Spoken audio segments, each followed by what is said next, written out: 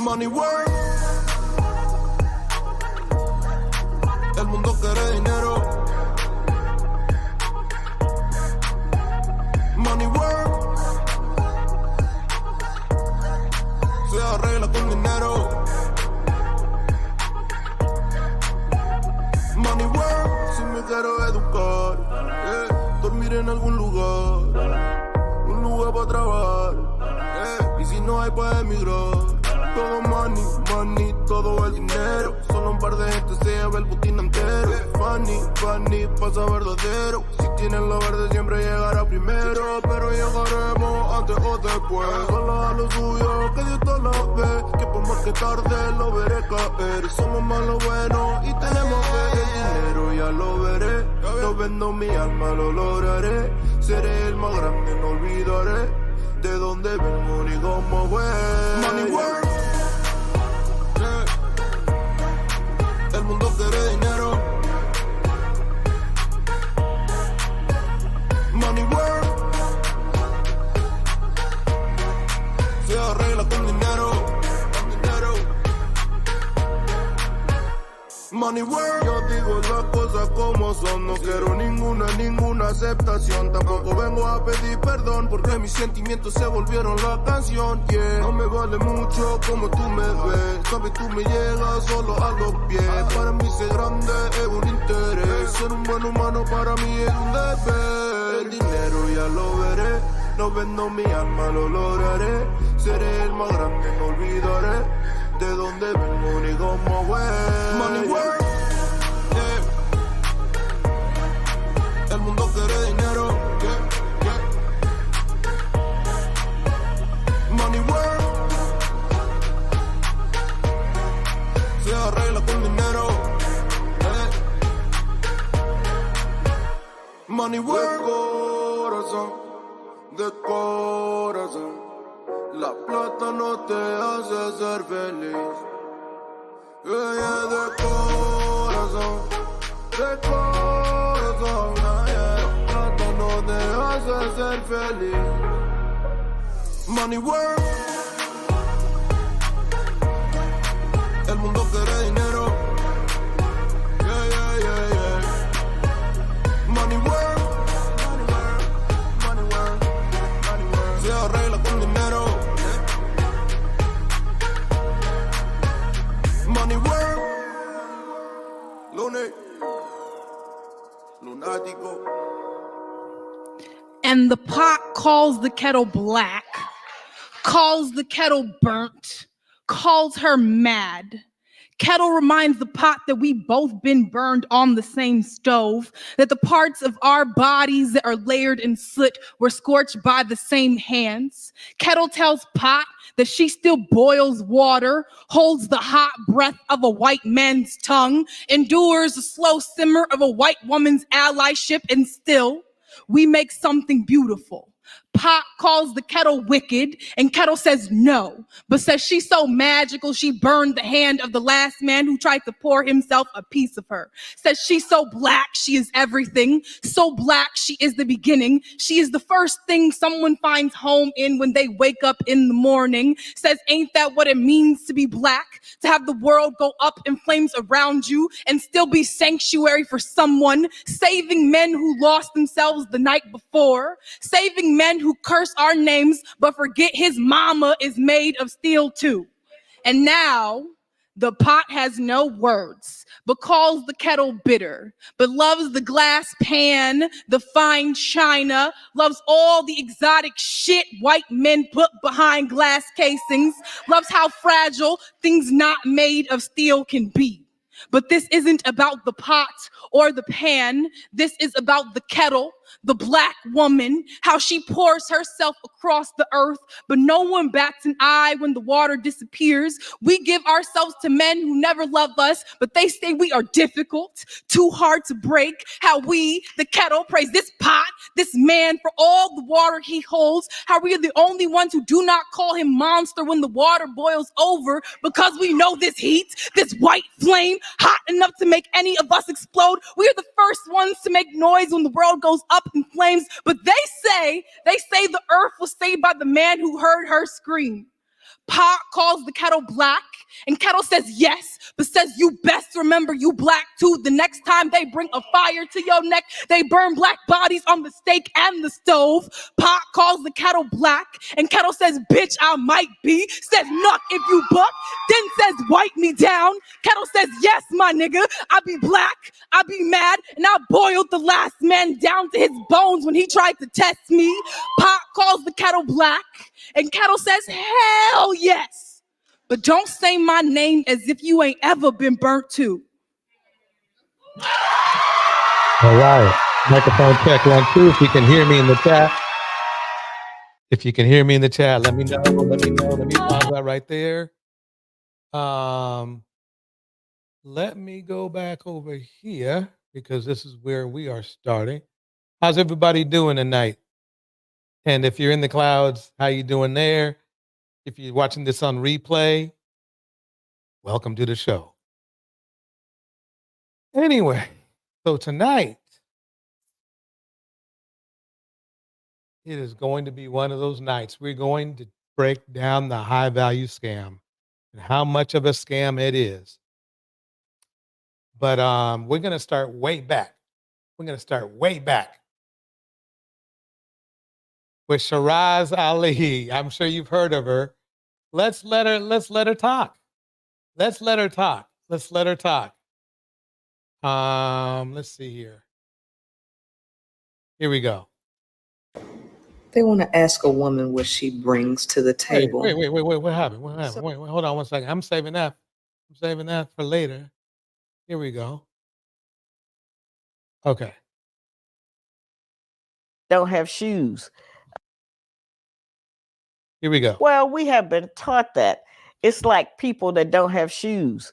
They'll say, I don't like shoes. They don't have no shoes, ooh, I don't like jewelry because they don't have any jewelry. So all of that, I don't need no man, I don't want no man, it's because we don't have no man. Okay. And it's hard for us not to have a man because we try everything that we can think of.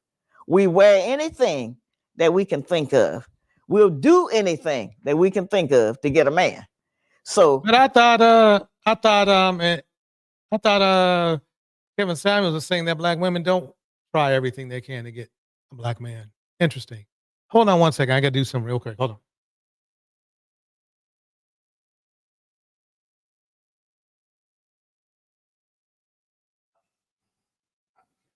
Here we go. Where's my phone?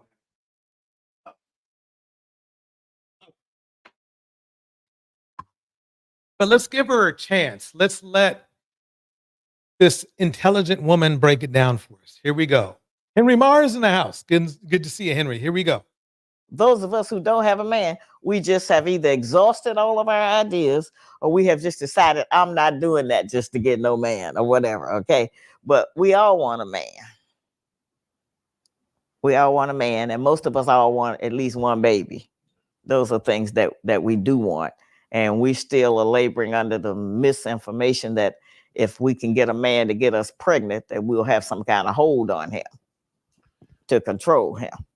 And that idea has never worked, but we still keep trying it. That's what I don't understand. Like, people have observed what goes on in our culture, right? But a lot of women still have this idea like they're going to trap a man with a kid. Yeah.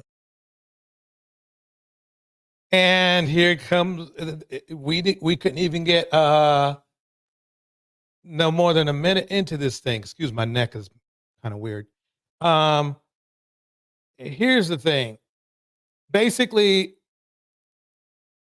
it's irresponsibility that is trapping the man. And what I mean is this, is that if, in most cases, like 99.9% of the cases, the man has full power over whether he wants to put his semen inside of the woman or not. So if he has that power, right, then simply put, he doesn't have to make anybody pregnant. And for some reason, there's this crap about, oh yeah, she's trying to trap him. You can't trap a man. Because a man can just leave. They can just walk right out the door. Have like Future does. Like, like Cam did. Cam, those women, all of the women all the women that had kids by Cam tried everything to be with Cam. And he still took off. So I implore you to understand this. It won't matter what you do. If they don't want to be monogamous or be loyal to you or be with you for the rest of their lives, they don't want to be. There's nothing you can do to change that. You know, you can be as submissive as possible. And I'm going to prove this in this video tonight. You can be as submissive as possible and it won't make a difference. They will still walk out. I can't count. The stats bear it out. And the shows we've had here bear it out. There's just nothing.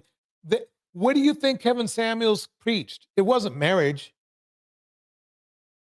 He was walking around. He himself bragged about having a rotation of 6 women. I don't care what he says. What did he do? You know? And it brings me to this right here. It brings me to this right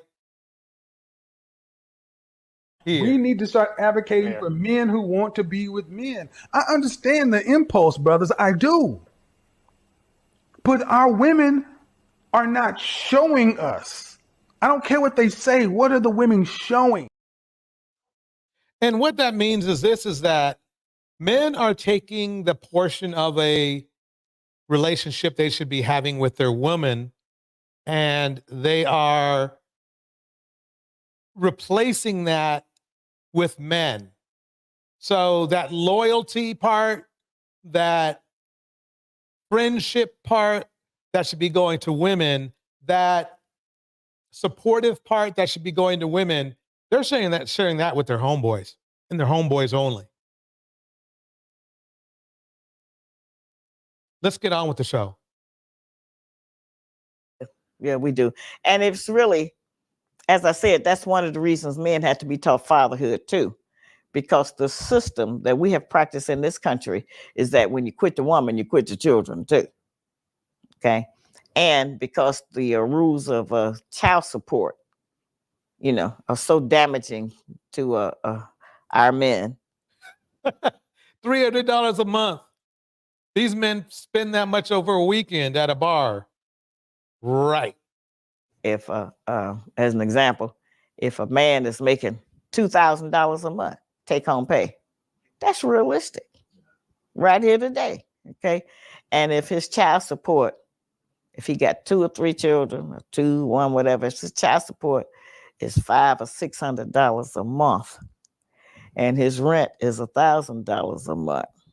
It's not going to be $500 or $600 a month if he's only making. Let me go back on this again. Okay. If his child support is $500 or $600 a month, and his rent is $1,000 a month. See, so it's a nonsense. It's not going to be like that.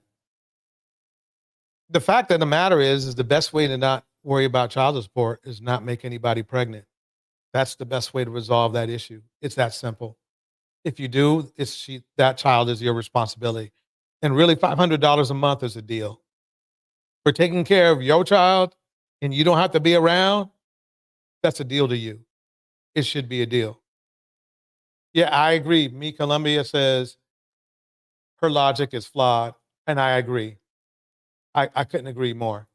I mean, the bottom line at the end of the day, fellas, is if you don't want to pay child support, don't have a child, and focus on precautions to keep that from happening. And it's very easy. All you do is either strap up or go celibate. Either way, take your pick. I don't care. But you're not going to do that, are you? Here we go. sustainable system if we want our men to be involved in their children's lives, because our men use a lot of excuses not to pay, even a little bit. Some of our men buy clothes and stuff, and they think that's child support. Exactly. At least she said that much. We can't expect much from her now, but at least that. Some of our men just completely disappear.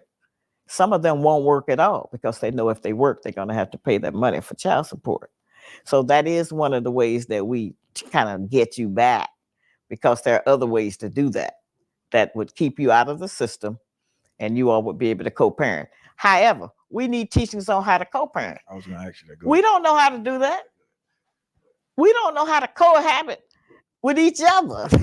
Okay, so we don't know how to co-parent anything. Let me pause that for 1 second.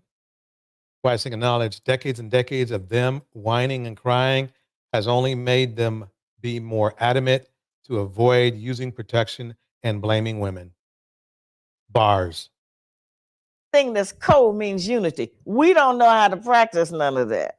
Okay, so we need to have teachers or somebody that come up with some kind of program or brochure or something about how to co-parent without the enemy in the middle of it. Would you be able to provide any advice to anyone in regards to co-parenting? Because people seem to just that anger they have for the other person blinds them in regards to what's important for the child. Yeah, we'll punish you with the baby. And as I said, I've said this years ago, and it created a new dialogue about it, that if we mad with you, we won't even let you see the baby. If you don't give us money, we won't even let you see your own child. That's not punishing you because you going on about your business.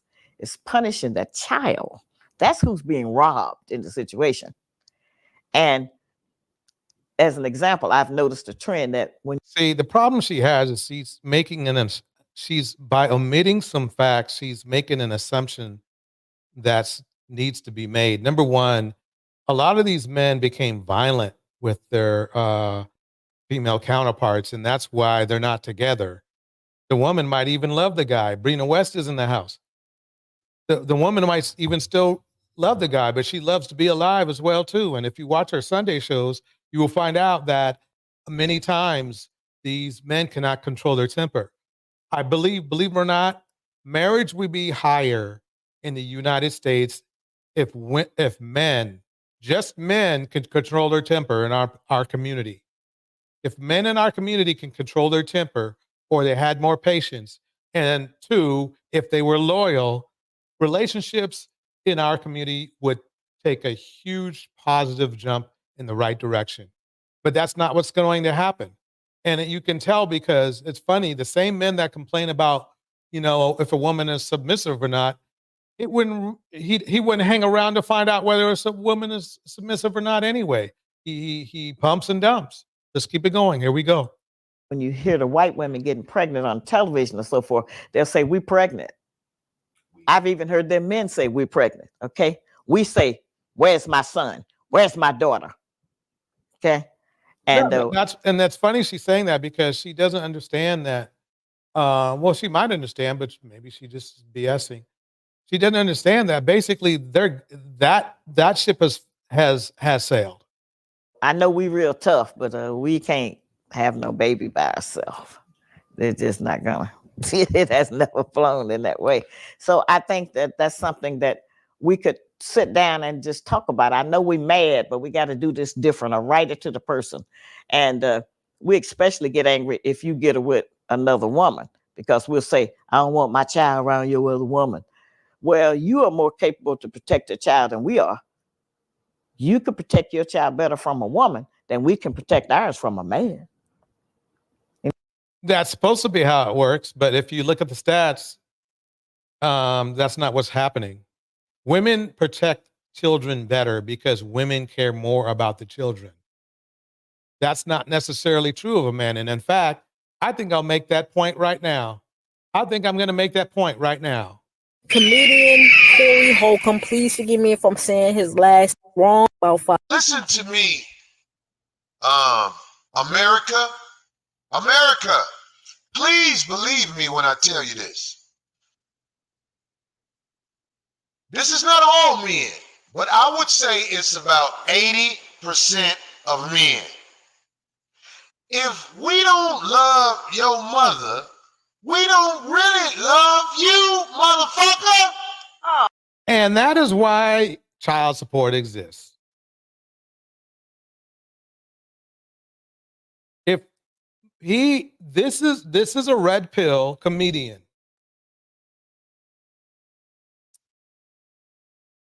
And he's making it clear that, and he's saying that he's not making this is not a joke. He really means this. He really means this. Oh, come on now. That sounds crazy to me. Well, no. Oh, come on. Let me tell you something. Not love in that sense, but have some kind of love. No. Listen to me. Darlene, you and all the rest of the people who not used to this shit. If we don't love your mother, our love for you is hard to we love you out of obligation. If it was my that's how you feel. Now remember, now he said it's 80% of the men in our community. He said it, not me. He said it. He said it. Let's get back to Sharice Ali.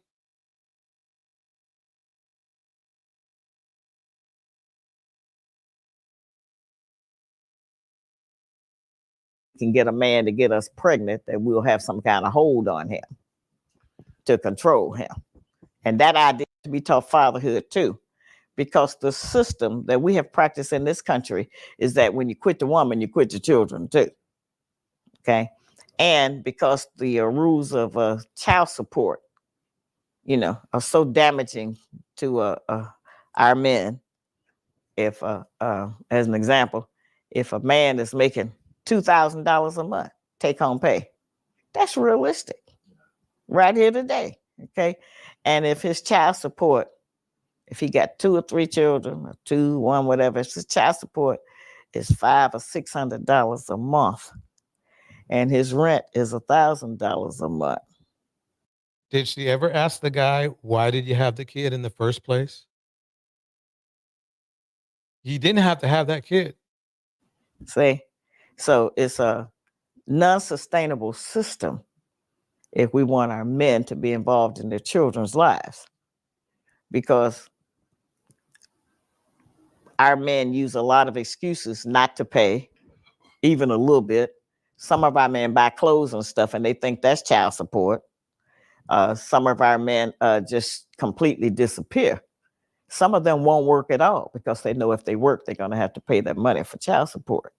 So that is one of the ways that we kind of get you back, because there are other ways to do that would keep you out of the system and you all would be able to co-parent. However, we need teachings on how to co-parent. I was going to ask you that. We don't know how to do that. We don't know how to cohabit with each other. Okay, so we don't know how to co-parent. Whose fault is that? Let me move forward here. They want to ask a woman what she brings to the table. So when they ask me that, I tell them nothing. I don't have anything for you. I don't even bring box for you. I'm glad you don't want me for marriage because I'm not doing anything for you. You can't even smash and pass because I won't give you access to that either. So I'm glad that you don't want me. So now you can leave me be in peace. Adios. Comedian. Let me pause that. And notice how the white guy is nowhere to be found when Fuhad and James are being dragged across the internet. Oh, wait up. Hold on, sis. Not General Adolf giving us tea. He just got back up on his podcast telling us that the Shits and Gigs team actually gave them the opportunity to have shit deleted. And guess what? They didn't ask to be deleted. Thing you don't know, what's going to happen. Yeah. Once it's happened one time, you're like, pause. You know what's mad funny about this is that they had shit that they asked to take out the episode. You know what they didn't ask to take out? Your racist slander. This is some grade A bullshit. You thought their careers were over now? So you mean to tell me that y'all let this white man talk cash shit about black women and your own culture, all of Nigeria, and you had nothing but laughs. All right, but there's more? Is it wrong that I kind of want to know what was on the editing room floor? Like, y'all had enough discernment to cut some shit out, but not disrespecting black women and not disrespecting your own fucking culture. Andrew, you a bitch anyway, but you can tell us, how bad was it, babe? Just a little taste of what we're going to be going over. I don't know if you've heard of that, ping and pong. That's what I call the two guys because they bounce around all the time. Getting embarrassed by a dude, and he roasted him again. He roasted him again. Here we go. Listen to this. Hey, what's up, y'all? I'm Rev Leon. Okay. Remember how Miss Shiraz Ali, or whatever her name was talking about how women trap men? Listen to this, though. Welcome back. Today's episode, this guy has 13 children and 11 baby mothers. Brace yourself. This one is wild. I have 13 children and 11 baby mothers. My goal is to have 30 children within the next year. Hey. You didn't hear that wrong. Did you hear him? If you didn't, let me turn it up.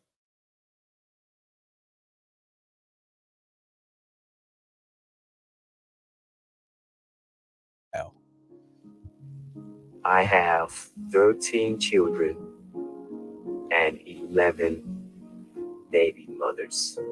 My goal is to have 30 children within the next year. Hey, I want to get as many women pregnant that I can.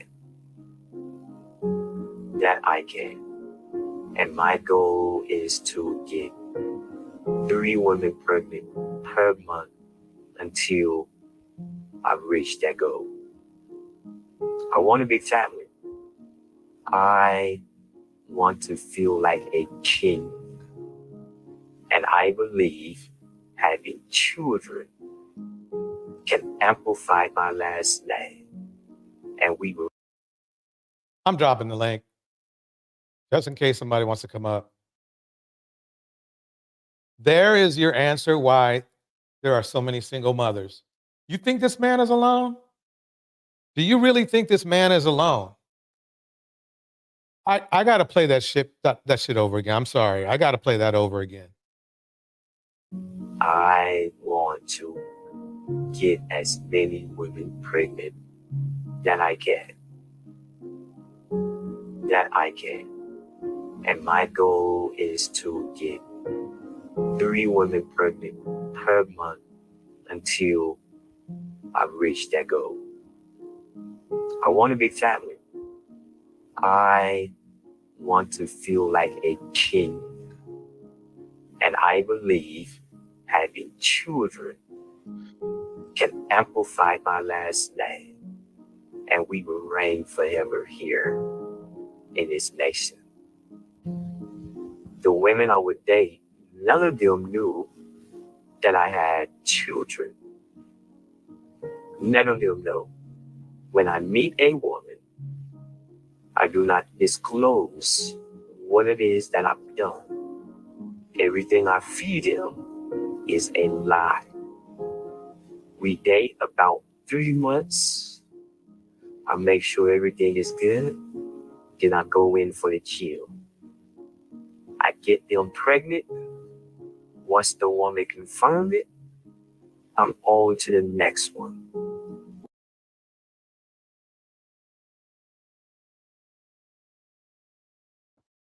I don't even have to say anything. Not a damn thing. He said it. You think he's the only one who thinks like that? You think what he's thinking is rare?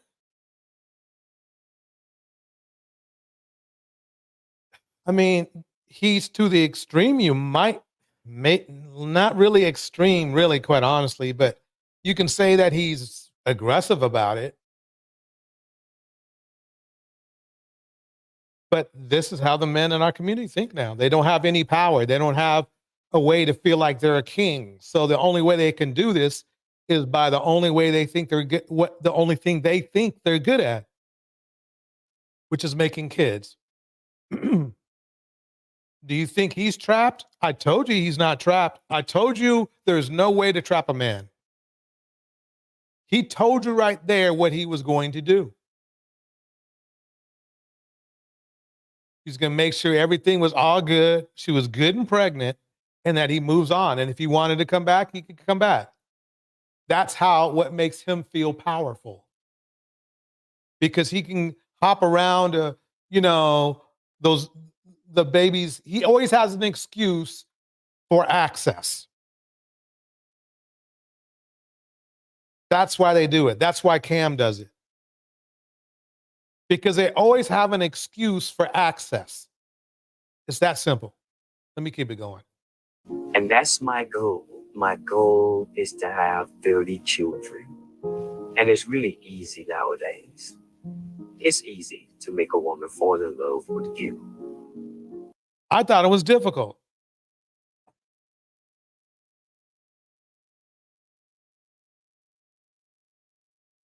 Man, this disgusts me. I'm a dude, and I am a dude.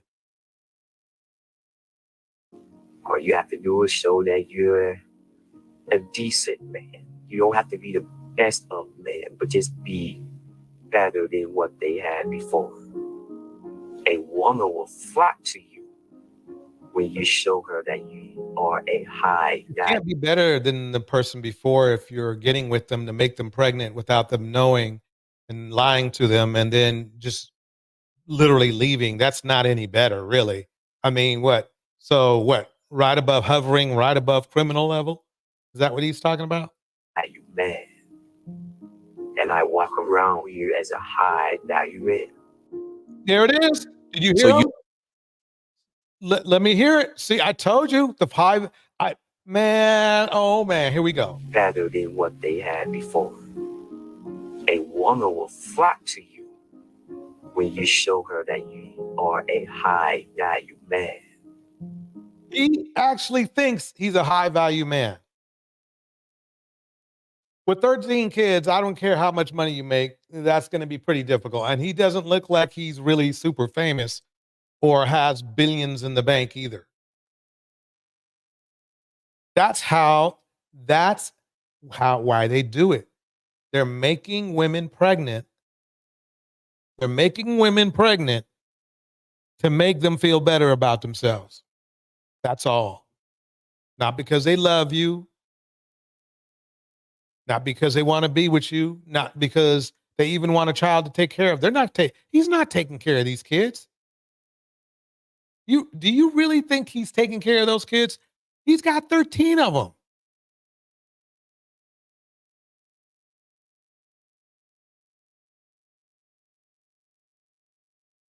And I walk around here as a high value man.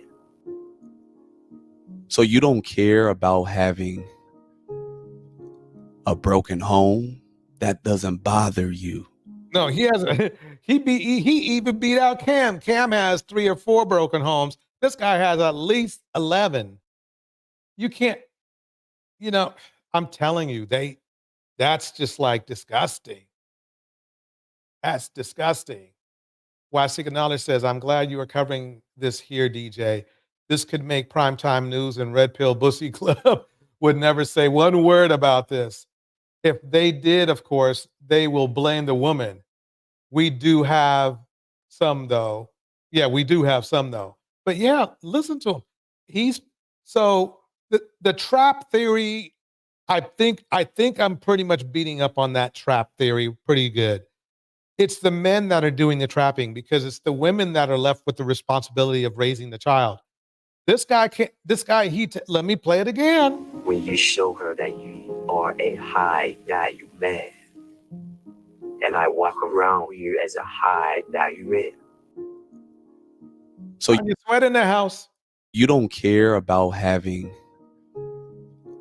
a broken home. That doesn't bother you. You don't care about having all these babies all over the place. You're okay with that? There's only a few people who know how many children I have. I started to share my story more and more.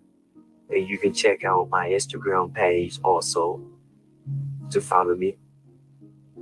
But I started to share my story more and more, and I received comments saying that I'm a danger to society. Yes, you that are. I should be in prison, that someone Yes, is you going to should. kill me for what I'm doing.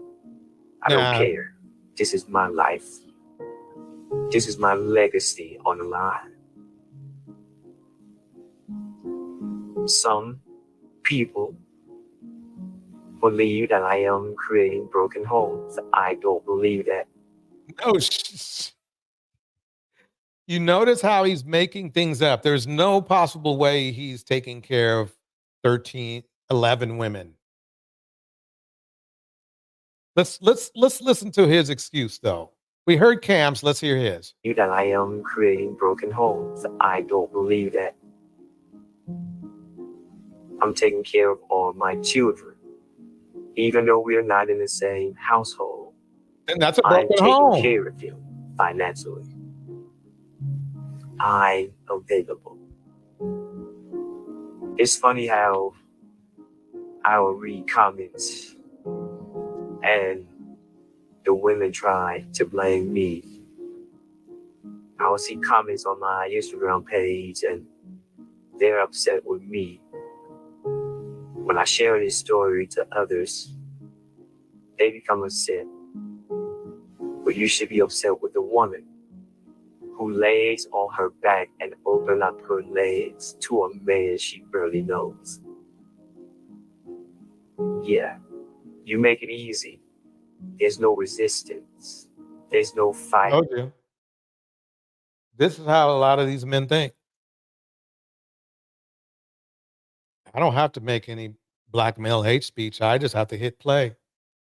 They tell you everything. They, what's that word? They snitch on themselves. He's not just talking for him. He's talking for a lot of other men who do the same damn thing. And you're going to find out later in this live. He really thinks he's a high value man. He really thinks he's a high value man for making other women pregnant. What a sick puppy. We whisper sweet nothings in your ear and you're ready to lay down. And you can tell he's slow.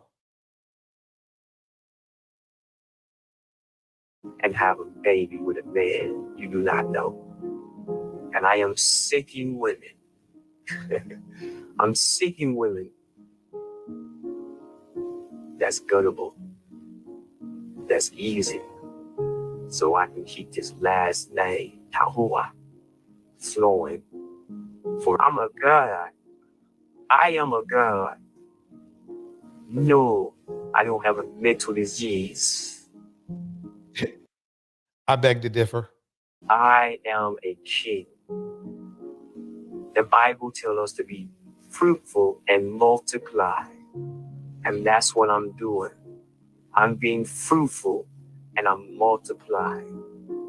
Every woman I meet will have my seed. That's my plan.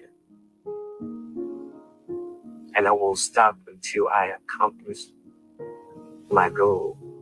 It's not illegal. I'm not doing anything wrong. I'm being fruitful. I guarantee you it's illegal because there's no way he's paying for all them kids. And it's probably, it's crazy too, because I think there's some rule that if a dude has over 10 kids, he doesn't have to pay child support. It's crazy. It's some crazy shit. And I'm multiplying. This is just the beginning. This is just the beginning of something great. Legacy. Legacy. Nick Cannon can do it. There we go. See, role models. Newton can do it. Told you. Listen again. Legacy. Nick Cannon can do it. Cam Newton can do it. Why can't I?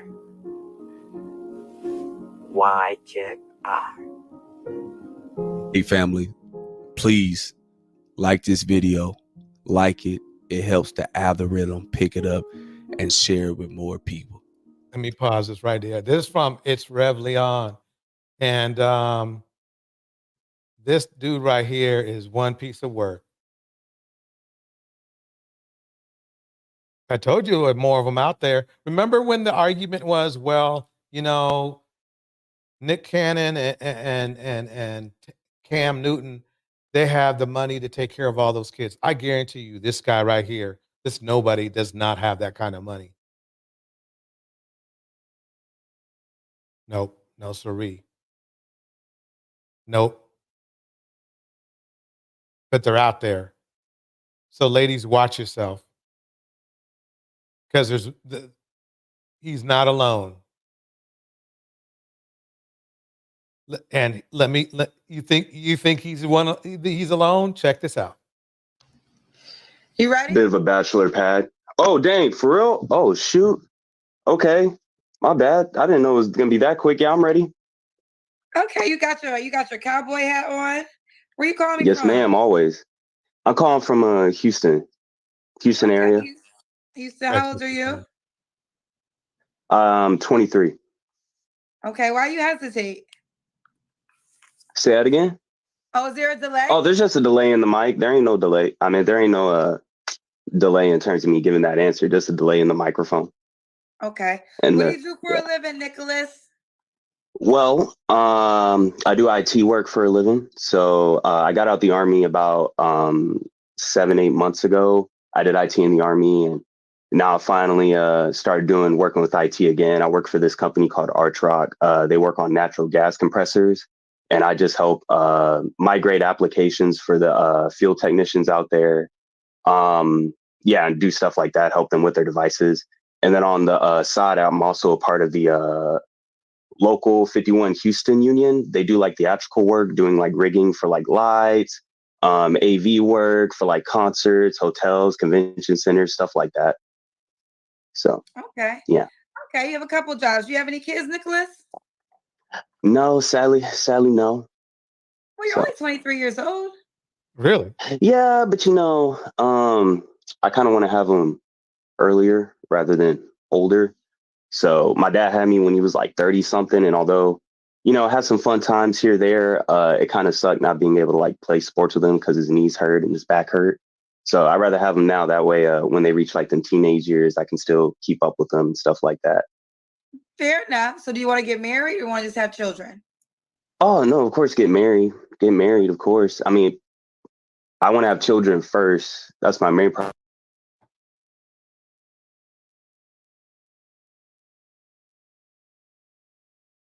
Told you.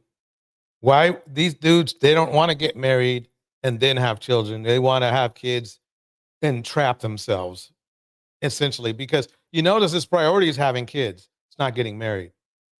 Suck not being able to like play sports with him because his knees hurt and his back hurt.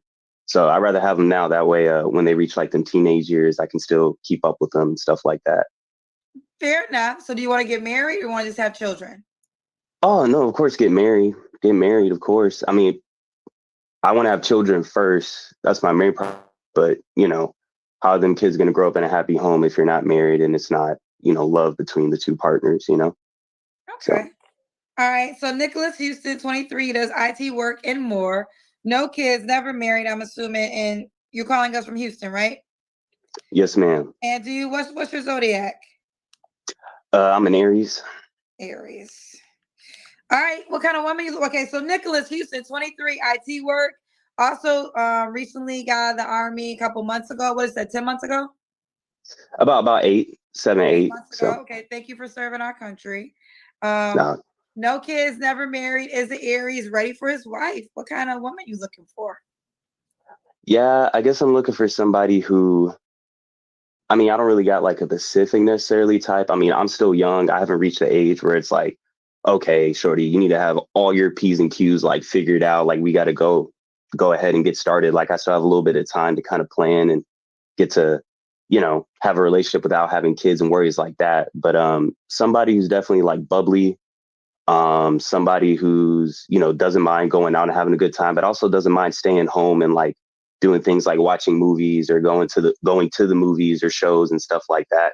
I prefer a nerd, somebody who's a geek. Doesn't matter what you're a geek in. It can be sci-fi. I'm really big into Star Wars and video games, but you can even be big into like Harry Potter, or shoot, you could be like a Nicki Minaj fan, go to all her shows. Like it doesn't matter as long as you like overtly obsess over something that you probably kind of shouldn't, but you find enjoyment and meaning in that. That's all I care about. Okay, what are your deal breakers? I guess like they can't be too, I want to say like ignorant or ignorant, as I like to put it, as is a broader term. I grew up, I'm light skinned, I'm half white, half black. Dad's black from South Side Chicago, stayed in the hood, Inglewood. And then my mom, she from like bumfuck country roads and shit. So I grew up with both kind of sides of the aisle and stuff like that. And I've come to learn like a lot of different political opinions on both sides and a lot of different good people on both and bad people on both. And I guess I just want somebody who's kind of open to like anything that people hear, any kind of experiences. Me, I like all types of music. As you can tell, I love country music. That's my new phase. But I've also listened to like a lot of rap and R&B. He sounds like really somebody who's trying to find his way. She's had worse on the show, though. I will say that much. But what I didn't like was the fact that he wanted to have kids before marriage. And that was his priority.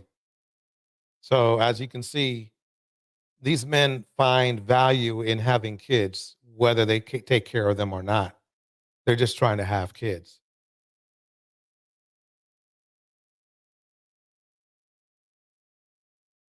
I'm back with another triggering topic. And today I want to talk about child support. Yeah, you heard me. Child support. Because every time I'm on social media, I see men constantly, and even more specifically, Black men talking about child support and how Black women are having children and being incentivized to have these children by Black men simply because of the child support and financial benefits that they will receive. And frankly, I'm tired. I'm tired of hearing this fake, false, and twisted narrative. But you know what? I had planned to go in, but I would rather go in with facts and receipts and logic, since that's what quote unquote men say that they respect. So let's get into it. Now, according to usafacts.org, about 1 in 5 children in the US are receiving child support payments. Wow, that means that 4 out of 5 children aren't getting child support at all. And then that's crazy.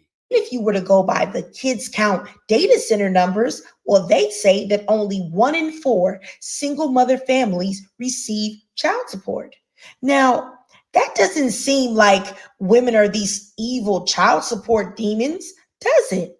But you know what? Let's dig deeper. Now, out of that small pool of people that actually get child support, about 7 in 10 of those parents, which is about 69.8%, received some of the payments, not even the full amount.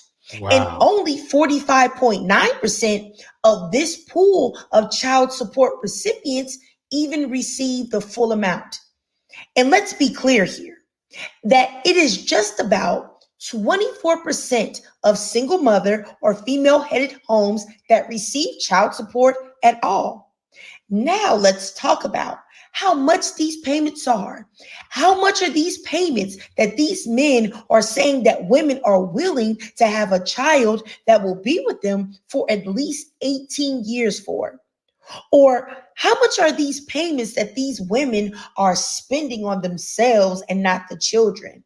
These women are buying Malaysian bundles, getting their nails done, their lashes done, their hair done, paying their rent and car note, and going on lavish vacations, all on that man's dime of child support.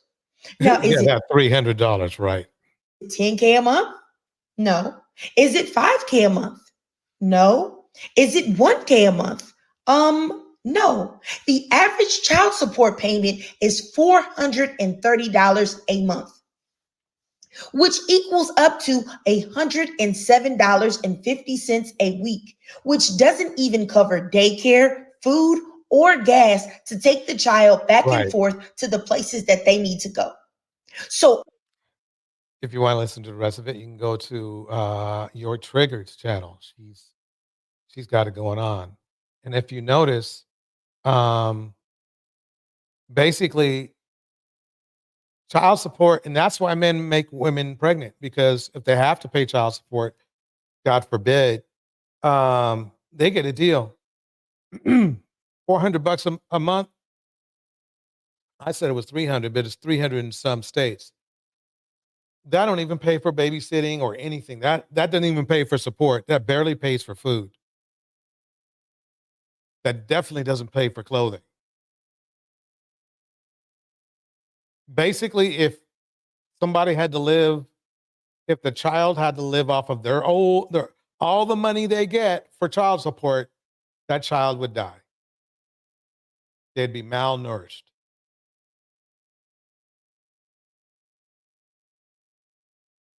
Yep. Tanya Sweat says, the only way $430 can get all this stuff is if the woman knows how to flip that money. Right, exactly. Here we go. I'm going to need y'all to be for real, because no one is having your children to get money from you. Having children is actually still a financial burden to the woman. Now, these men are barely paying $100 a week, and y'all think that that's helping somebody? It isn't helping anyone. Not to mention that less than half of the people that receive child support, they don't even get the full amount, or they get nothing at all. Now, you know what? I also want to talk about welfare, or TANF, which men like to frequently speak on. Now, I've heard many a podcast say Black women are having babies by men and babies by Black men strictly to get government benefits and welfare checks.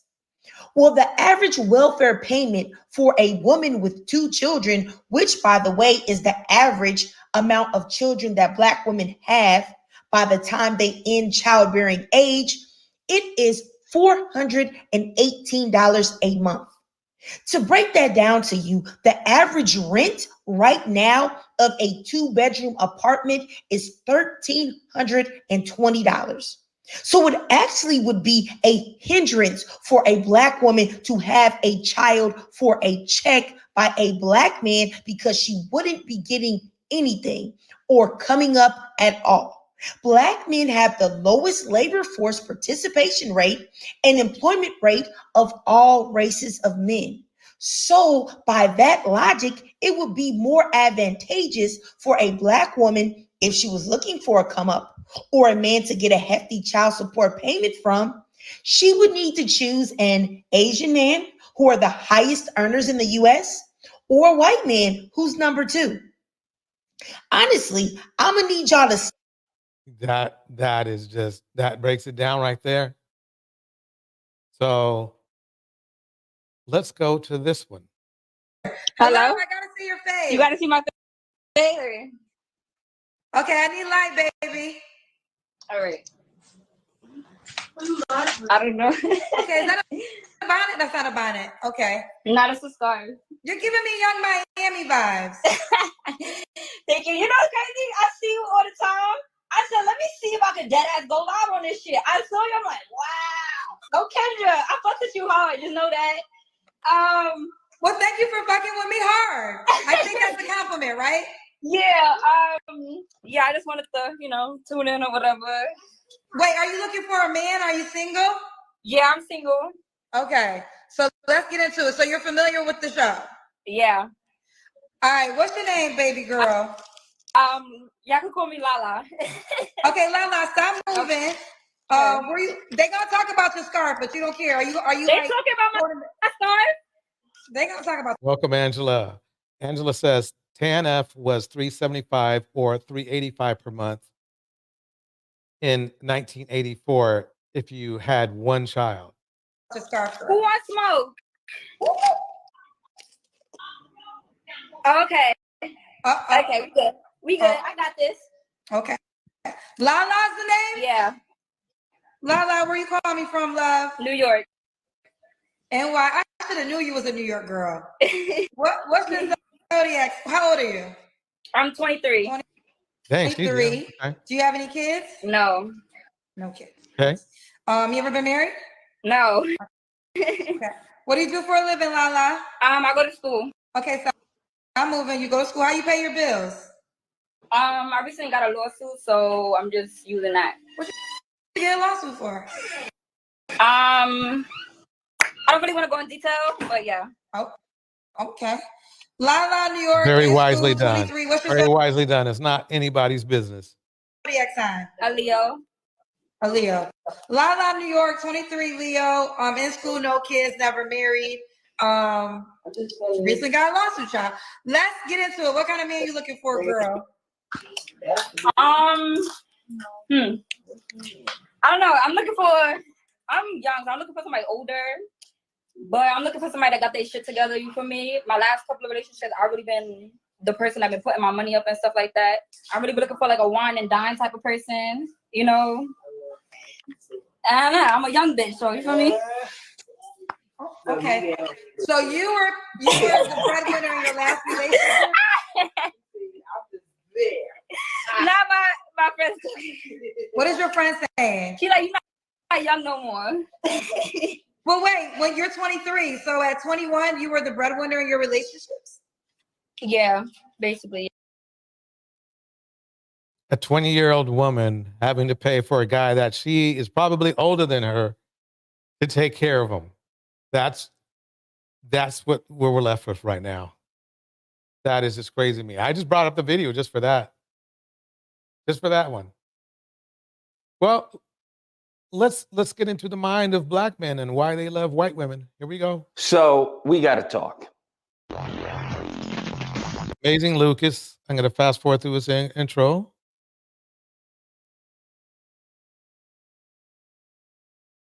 Okay. Oh my goodness. So before I even begin the video, let me just say this. If you are a black woman and you are single and you don't want to be single anymore, all you have to do is implement what's in Destiny's Child, Cater to You. In that song, if you do what's in that song, all of your like 99.9% of your man problems, gone, done, finito, okay? He just lied. Women have done that. Cam's women did that. Did that work for them? Ayanna Van Zandt did it. Did it work for her? Let's listen to what old Lucas has to say. Okay, just like that. Now, there are usually two types of women. Those are like, okay, let me go listen to Destiny's Child Cater to You and see what she's talking about. And then there are those cater to you. What do you mean cater to you? You need to be catering to me. And that is why you're single. Oh. No, they're single because statistically black men don't want to be monogamous. That's why women are single. I thought, he's a very popular and seasoned content creator. So I can only conclude that he's trying to deceive women on purpose. I'm just calling it like I see it. Let me go on. Now that we've gotten that out of the way, let's talk about the video. Now, in this video has gone viral. And it's this black guy who's talking about, hey, I have a lot of D1 athlete friends. And this is the reasons they told me why they get with white women as opposed to black women. I'm going to play the video and then we're going to discuss afterwards. Why are all these black college athletes that are getting drafted having white women? What's going on? I am going to tell you, as someone that is friends with a lot of D1 football players and D1 basketball players. So that's his expertise, is that these are his friends. Let's continue. That's his expertise. He's not a psychologist or a psychiatrist or anything like that. He just knows these guys. I'm going to tell you because they have told me. Whoa. Before I get into this, I want to make it clear I'm only into black women. I'm just telling you what they have told me. My man said, bro, how many white women have you seen do the Meg Thee Stallion challenge? And he said, excluding the ones that think they're 2 shades away from being Lotto. I said, probably only one. He said, okay. Y'all, 5 of my guys that play on Division I Power 5 football teams, and they were like, goody, you know the type of NIL deals we got. One of my men said, bro, I was messing with this black girl.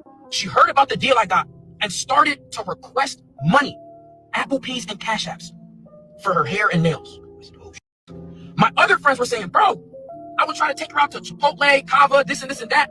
She would get mad talking about, why are we going to steakhouses? You're good for it. I said, oh. They were like, bro, the white women, they're down to go and get a cup of coffee, go and get some ice cream. My friends were like, bro, the white women we're dating?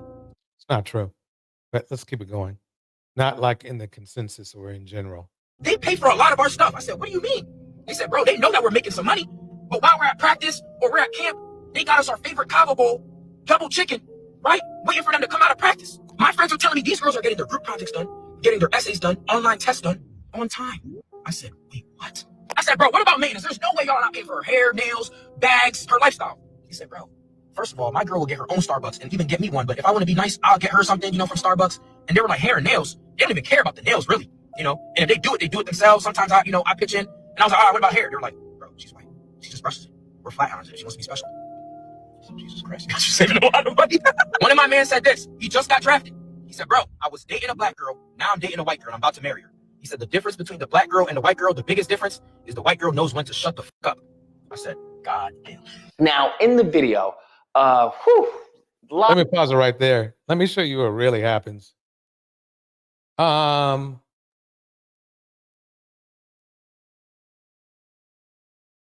Let's start with let me pause that. Let's start with Shay Sharp. Let's see how everything went for him. This is from RRG. Here we go. Shannon Sharp is one of the greatest tight ends to ever lace up a set of cleats. He dedicated his entire life to football and told the Pro Football Hall of Fame, I ate, I drank, I slept, and thought football. That's all I wanted to do. I didn't take vacations. I didn't own a yacht. I didn't have a whole bunch of hobbies other than working out and getting ready for the upcoming season. Country ass. After 14 seasons, 8 Pro Bowls, 62 touchdowns, and 10,060 receiving yards, he retired from the NFL and was inducted into the Pro Football Hall of Fame in 2011. Despite his accolades in the league, way to go, Shay, for that part anyway. But check this out, though. Shannon has been involved in some tomfoolery off the field. From his volatile relationships, recklessly spreading his seed, a steamy Instagram live stream that set the internet on fire. That's my Michelle. Y'all messy as hell. And of course, we'll be discussing those allegations. Lord, this is gonna be messy, ain't it? Before we jump into this hot, stinking mess, if you ask me to, I just might eat some snacks and keep them in my... RRG has some snacks. See, as RRG says, so if you want, go to rrgsnacks.com. I think they look pretty good. But anyway, let's get right back into it. Here we go. Could train to Chicago to pick up Shannon, his older brother Sterling, and his sister Libby, so she could raise them in Glenville, Georgia. Shannon told the Denver Post, in our culture, when the parents are having a tough time, the grandparents take care of the kids. Oh, okay, so mommy issues and daddy issues. Got it. At any given time, close to 14 people lived in the house. His grandmother always prepared a chicken dinner on Sundays and hot dogs or hamburgers on white bread every Friday. On other days, they ate meatloaf, and Shannon told the Denver Post that he would always grub on possums, squirrels, and turtle meat. On some days, there was no food on the table. His mom would visit for big occasions. However, his dad had a drinking problem, and Shannon only saw him twice. The first time was when he was a young child, and the second time was when he was 13 when he went to view his dad in his casket. While in school, he was placed in remedial reading classes. In 3rd grade, he was sent to a speech therapist to help correct his lisp. They need to fire her ass. She didn't do her job. He found out early on that poking fun at other students would prevent kids from making fun of him, his speech impediment, and his tattered clothes. He said, "We didn't have sleepovers. We didn't want anybody to see how we lived. But if I could make people laugh, they wouldn't focus on what was wrong with me." After high school, he played college. I can even pause this. I don't want to play the whole thing. Let me go to where. Okay, here we go. Let's start it right here. With his family. Nobody told you to nut up in them, Shannon. You did that all by yourself. Your family wasn't in the room. That if he were a regular Joe Schmo making $20,000 a year, he wouldn't have any children. However, he truly believed that his children's mothers plotted on him after seeing how kind he was and how close he was to his family. Nobody told you to nut up in them, Shannon. You did that all by yourself. Your family wasn't in the room. Your grandmama wasn't in the room. Let's not play them games, Shannon Sharp. As far as his relationship with his children, well, he admitted during an episode of his Nightcap podcast that he was a terrible parent. He said all he could think about was football, and the sport completely took over his life. As of this video, he has mended his relationship with his children. In that same interview with Sports Illustrated, Shannon said he grew up wanting to have a wife, a dog, 1.5 kids, and a house with a white picket fence. But he knew that it was something he would never experience due to his own actions. He said, "But it's my fault.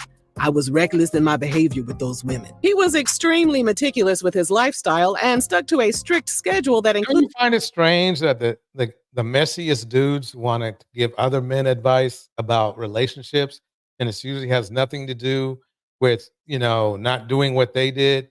Usually and it's usually about blaming other women. I find that very interesting.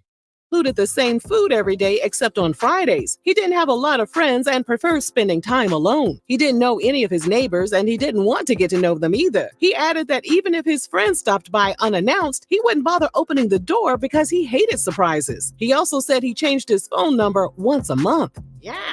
Is he okay? That sounds messy to me. Nutty as hell. It's giving a little ticky boom boom. I can't relate to some of that. Don't come to my house unannounced. Talking about you just in the neighborhood. The devil is a lie. You finna be right there on that porch. He kept his clothes neatly organized and all facing the same direction on the clothes hangers. His pantry was perfectly organized as well. He told Sports Illustrated he even put everything in a special order in his bathroom, and one time a girlfriend shifted his bottles just an inch, and it drove him crazy. By the time of his 1999 Sports Illustrated interview, he wasn't interested in dating because he had a tough time loving women the same way he loved his mom, his grandma, and his sister. You might need to talk to That's a very important point right there. So he basically had no love for women.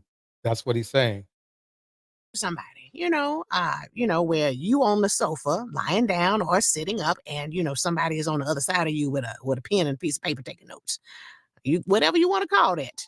That's what you need to do. He admitted to being lonely at times, but he was never lonely enough to settle down. Let's get to where his ladies are at. Let's see his ladies. So he dumped 2 black women. Let's go. Here we go. County civil court with Shannon since March 1994. There were reportedly 10 court cases between Shannon and the women, including paternity and domestic matters. Wow. Erica Evans went to his Atlanta home and just rolled over and let it out. That's different. He also said he would never use the restroom in front of a woman and would actually leave the house or send his woman to the store so he could blow up the bathroom in private. In June 2004, his ex-girlfriend, Erica Evans, went to his Atlanta home to pick up their son. She said that at some point, Shannon lifted her up and placed her outside his home against her will. She went to the authorities 2 weeks later, and Shannon turned himself in and posted a $1,000 bond. The charges against him were later dropped after Erica and Shannon attended a few hours of mediation. ESPN reported that Erica was one of 3 women who had been in and out of Fulton County civil court with Shannon since March 1994. There were reportedly 10 court cases between Shannon and the women, including paternity and domestic matters. Shannon started dating a fitness and nutrition coach named Katie Kellner. By our calculations, their relationship began sometime around 2007. In September 2010, a woman named Michelle Bundy told the authorities that Shannon forced her to knock boots, threatened her life, and was stalking her. Shannon denied the allegations. Nonetheless, he temporarily stepped down from his hosting duties on CBS's NFL Today show until the matter was resolved. Michelle was... Yeah, I mean... Okay, let's granted a temporary restraining order and later decided to drop it. TMZ contacted her, and she revealed she had been in an intimate relationship with Shannon since 2002. She went on to say she decided to drop the order of protection against him out of fear of retribution. She also stated that she felt that she and her child's lives were in more danger with the restraining order in place. In April 2015, Shannon's beloved grandmother passed away. During a speech, he said he walked up to her casket to say his final goodbye. He asked her, "Are you proud, Granny? Are you proud of your baby? Because everything I've done in my life, I've tried to please you." He and Katie reportedly got engaged sometime around 2016. In 2017, an online personality by the name of Cynthia G took aim at Shannon and LeVar Ball for being praised for dating outside of their race, while Black female celebrities are shamed for having white partners. Although right, that is true. Happens all the time. I know somebody who did that recently. Cynthia didn't tag Shannon in the post, he decided to reply to her directly by writing, "Not that it's yours or anyone else's damn business who I date. I don't date for approval and don't need you or others to confirm who or what I am. Enjoy your day." My grandma used to say, "A hit dog, a holler every time." He and Katie moved to LA, and by 2007, hit dogs. Their 10-year relationship was over. I'm sorry, but all I can think about is how he was with somebody for 10 years and never used the bathroom in front of them. What did they do when they traveled? Did he think Katie never pooted?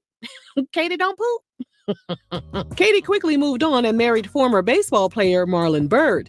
This is what happened. She cheated on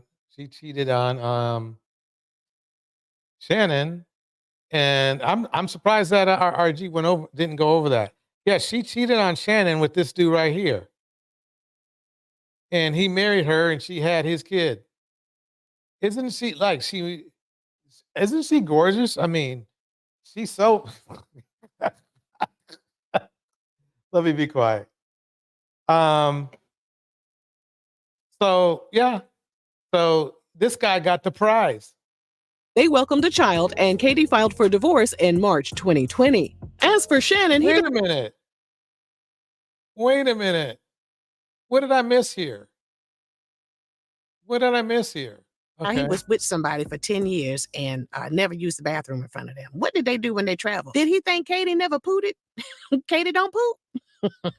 Katie quickly moved on and married former baseball player Marlon Byrd. They welcomed a child, and Katie filed for divorce in March 2020. That's like quick. She did. Wow. Okay. As for Shannon, he decided to shoot his shot at Eddie Murphy's ex-wife, Nicole Murphy. They bumped into each other at a fitness class, but nothing romantic transpired from there. He stayed single for the next couple of years. During a December 2020 interview with Terrell Owens, wow, Shannon he sure looks comfortable, doesn't he? I don't know about you, but I don't know if I'm comfortable,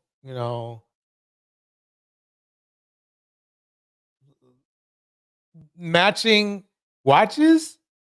Is that matching watches, folks? Am I thinking too much? Wait, let me lower this so you can see what I'm talking about. Matching. Are those watches matching to you? Look, check this out. Is that a bracelet? What's up with that? Let me keep playing this. See, maybe there's an explanation. For the next couple of years. During a December 2020 interview with Terrell Owens, Shannon said, "I'm looking for someone to partner with, not someone to sponsor. I need you to bring something more to the picnic than your appetite." In January 2023, Shannon showed his entire ass at a Los Angeles Lakers versus Memphis Grizzlies game after he got into it with NBA player Dylan Brooks. Later on, during an episode of Undisputed, Shannon apologized to the Lakers organization, Dylan, the fans, the Memphis Grizzlies, and his stylist Russell Hollywood Simpson, who was sitting next to him at the game. I also want to apologize to my stylist Hollywood. Bro, you had an impeccable record before you took me on as a client. And I want to apologize for my behavior because you were in attendance. And if I caused any smudge on your resume, I'm deeply sorry for that. When Shannon mentioned Hollywood's name, everyone's ears perked up. Back in 2012, Hollywood worked as an assistant to Arizona Cardinals safety Kerry Rhodes. In 2013, someone leaked a picture of Hollywood and Kerry all booed up.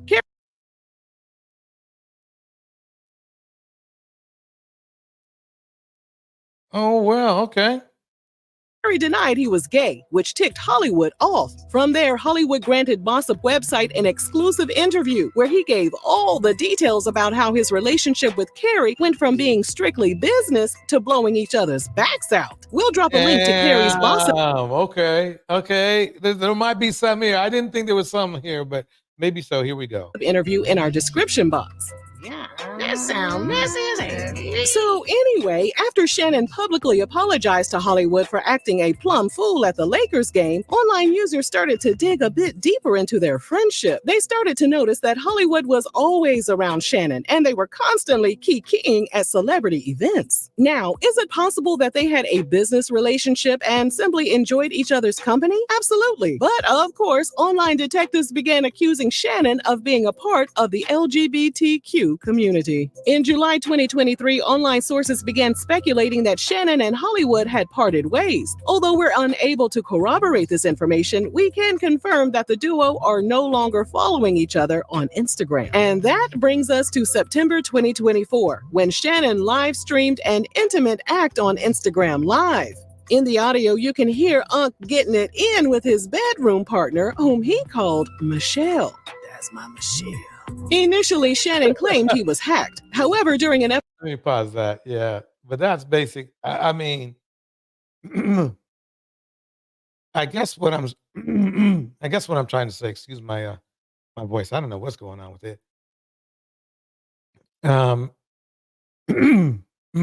It just seems like these men,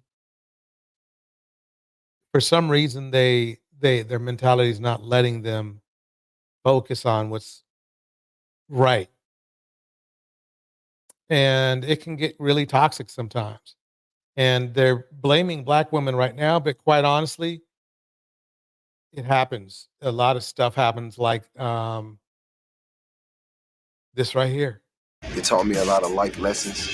Jeezy breaking his silence on his divorce from Jeannie Mai. We all know what we want. We want to feel trusted. We want to feel loved. We want to feel safe. I guess, and Jeannie Mai, there's really nothing wrong with her, really. The rapper.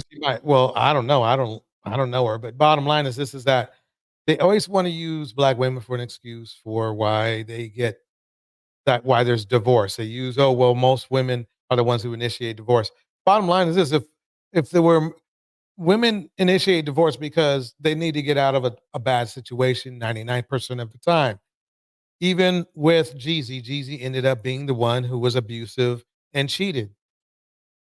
So that's that. Now, can Jenny be crazy too? Yeah, she can be crazy too. But bottom line is that he didn't hold up his end of the bargain. That's why she the funny thing is they're worried about black women taking their little child support, right? And to me, if you look at the stats, basically it seems very much of most of the time that the women that are not black are getting the ones who are really getting that money. Let's just put it that way. Here we go. The 5-time Grammy nominee has gone on to record 6 studio albums. Censored. He endured mental and emotional struggles because of his dark. He met Norma Mitchell while visiting London, according to court docs obtained by Hello Beautiful website. I can just stop it right there. You all know what's going on with him. She's beautiful. But anyway, basically he lost women. He lost his relationship because he was toxic and he was going places and doing things just like the judge was doing. Judge Mathis, that is. So anyway, we are going to jump in to some Pop the Balloons and go from there.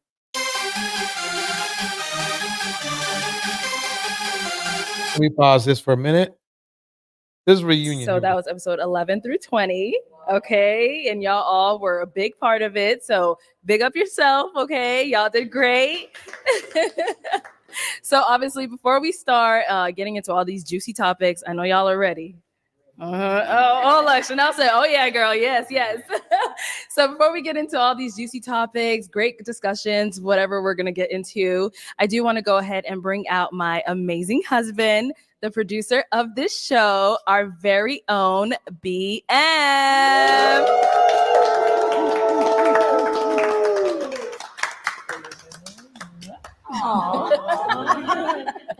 Welcome to Pop the Balloon or Find Love with Aletta Mully, Season 2 reunion.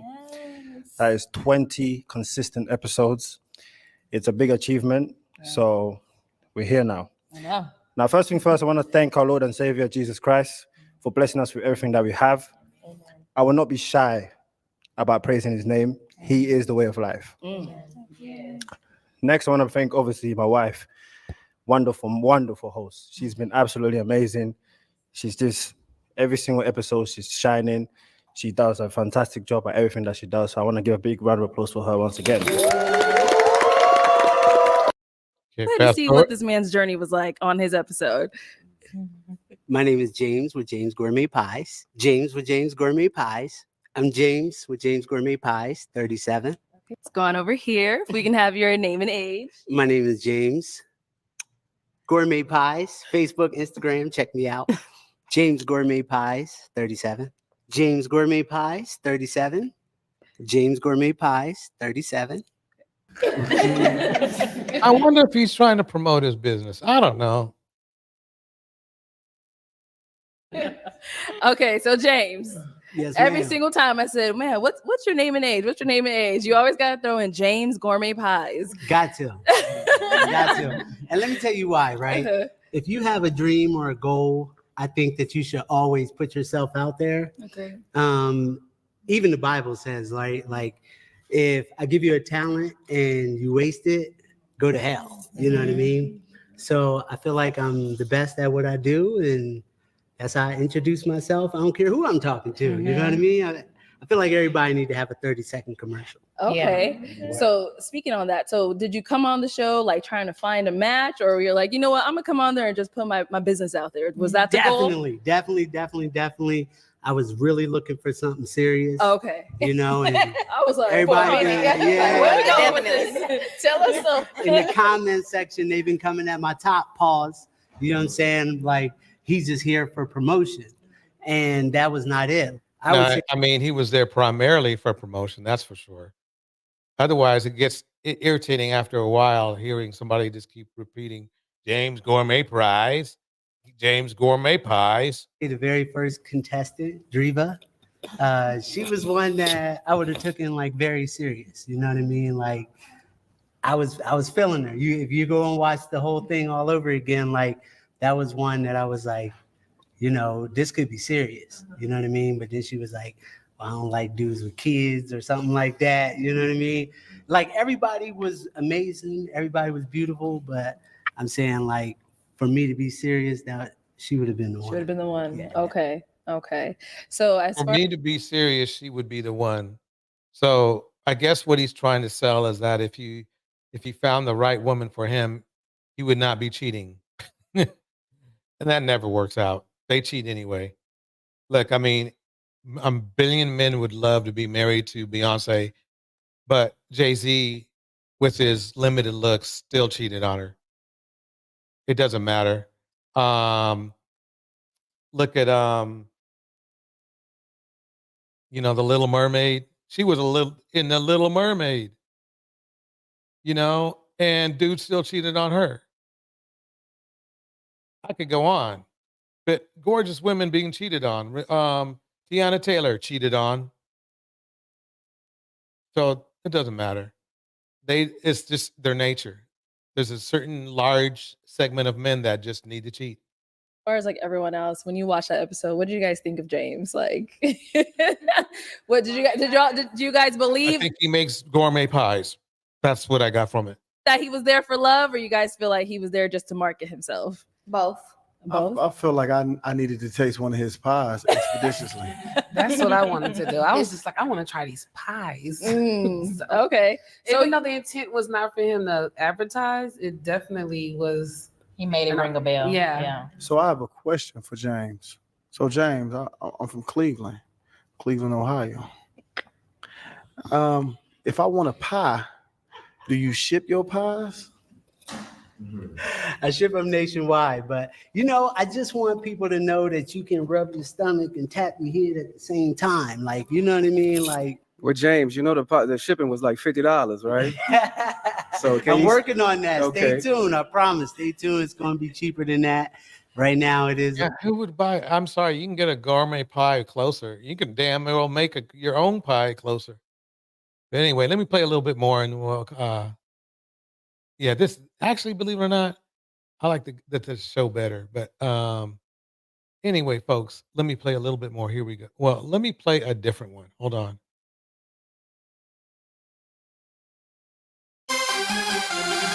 Okay. Got it. Now, what are some of your deal breakers? Mainly someone who smokes, Mm. and just not a pleasant attitude, and someone who can just be peaceful, but also loves to try new things and just have fun. Okay. All right. Well, we did get 2 pop balloons. Let's head on over there and see why they ended up popping. All right, definitely. Come on. Okay, if we can have your name and age. Hi, Babyface. My name is Layla Elise. I'm 29. Okay. And Layla Elise, what do you do? I am a real estate investor, and I also just got into project management. Awesome. Okay, so why did you end up popping your balloon? So I really love your demeanor. Okay. Thank you. Very calm, very welcoming. I feel very comfortable. Appreciate it. Unfortunately, we just don't align in terms of like the church. Okay. You know, That's fair. I am an adrenaline junkie too. Okay. But yeah, the church, that's a big thing we wouldn't align on. I think that's very foundational. It's very important. Yes. Yes. And then yeah. All right. I respect that. Definitely. Now, is Layla Lee someone that's your type? Yes, definitely. She's beautiful. I love the color she has, and it compliments her well. Thank you. Okay, first it was his voice, and now, okay. Thank you. And we did get one more down over here. Let's head on over there. Okay, let's start with your name and age. Kendra, I'm 29. All right. Nice Kendra, to meet you. what do you do? Nice to meet you. I work in sports. I'm the head of a marketplace for an NIL network. Very nice. And now, why did it end up popping your balloon? Just not aligned religiously, but you're dressed so nice, Appreciate so it. attractive. Thank you. Thank you so much. And now, is Kendra someone that's your type? Yes, definitely.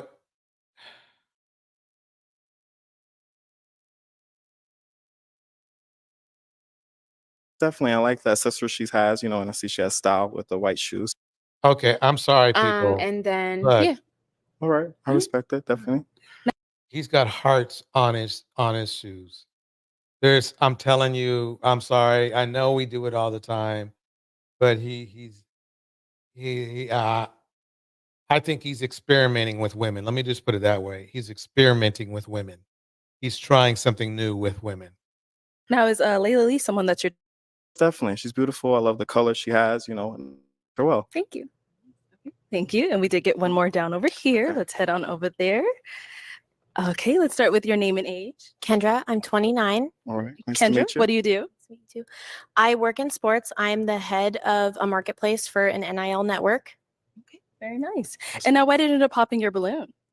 Just not aligned religiously, but you're dressed so nice, Appreciate so it. attractive. Thank you. Thank you so much. And now, is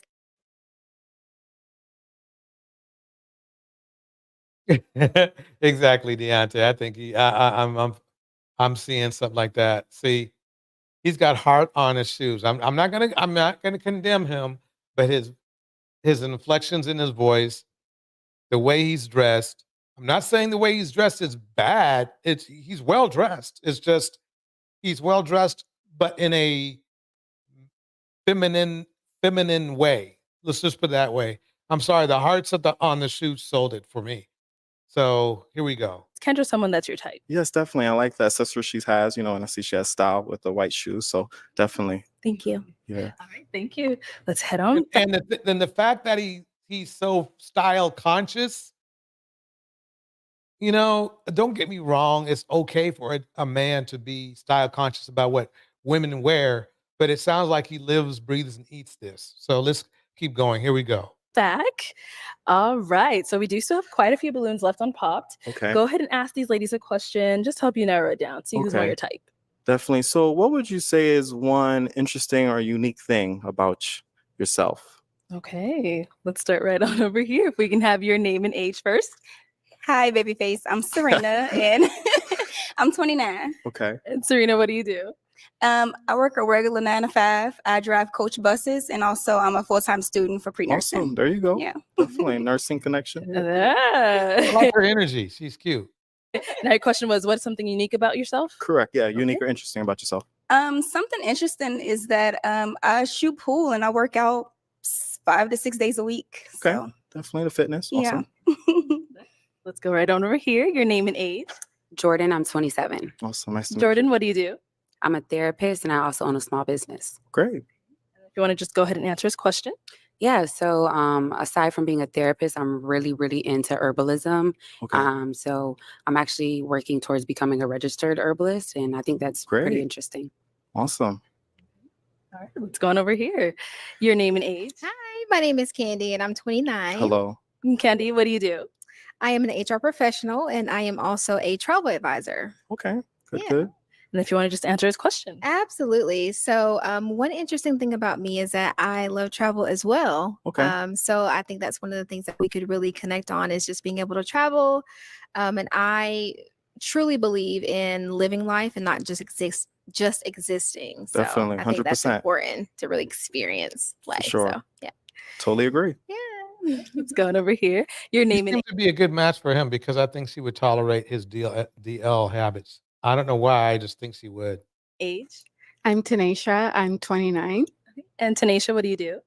I'm a real estate agent and a part-time server. Okay. And then if you want to go ahead and just answer his question. So one interesting thing about me is that I actually like anime. Okay. And also pretty nerdy things. Right. Like Lord of the Rings as well. Cool. Cool. Hey, everybody likes what they like. Yeah. So that's what I like. Okay. Yeah. Awesome. Thank you. She's cute, bubbly. She's cute, bubbly. Let's go on to our last lady over here. Your name and age. My name is Naya, but I go by Naya Monet. I'm 26 years old. I'm in the beauty and wellness industry. And something interesting about me is I do modeling, acting, and music. Awesome. I love all things beauty. I'm actually getting a degree in that. I love helping people, making them feel beautiful, and understand that health and beauty and wellness is a commitment. Self-care is really Yes, important. important for I sure. do understand, and I love that you like to travel, and I like the way that you carry yourself as well. I appreciate it so much. Thank you. Angela Reddick says, I don't like guys that are more stylish than me. Yeah. I think it's pretty. I hope these ladies. Let's see if one of these ladies in the show pick up on it. Let's head on back. All right. So I am going to now hand you a pick. Okay. It is time to pop these ladies' balloons. So let me.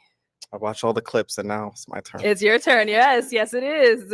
Okay. So I am going to have you pop. Let's go with one balloon. One balloon. Yes. Based off of what All you right. see, what you've heard, whatever it may be. Okay.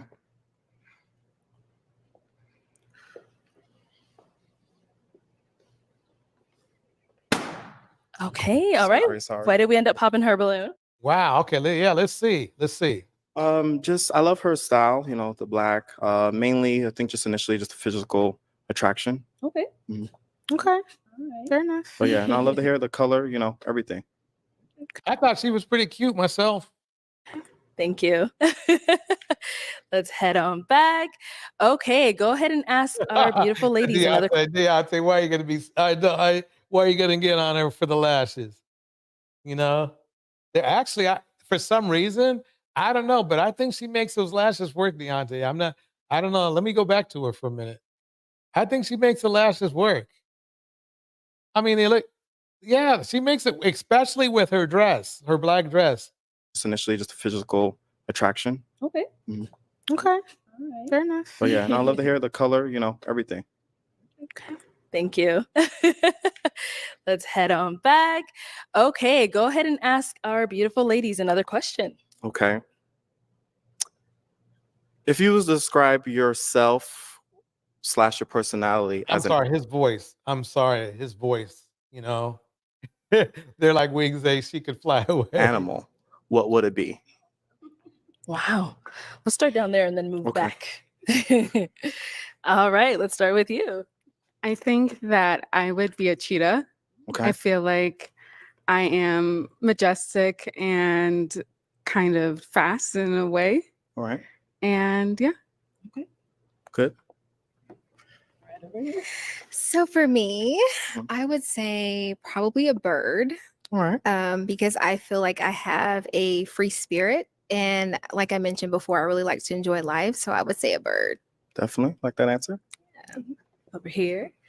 I would say a lioness because the lions are known to be the king of the jungle. Mhm. But if you know anything about them as creatures, the woman is actually really the homestead Yes. for them. So And over here. I would say I'm a cat. And a cat because cats are very independent. They love to sleep and love to eat. I love sleep and I love eating. And also, cats sometimes need their space, but they come and they're very affectionate and they come up under you. So I'm pretty much like a cat. Okay. Cool. Okay, it is time to pop another balloon. And I would say, can I answer it? Oh too? yeah, let's go ahead and hear yours. Yeah, so I would say that for me, it would be more of like a bear. I am a leader. Pretty much, I'm also a nurturer, especially being in the healthcare field, and also being strong and powerful. I'm sorry, folks. I mean, see, To even protect the home and my loved ones. So yeah. Okay, nice.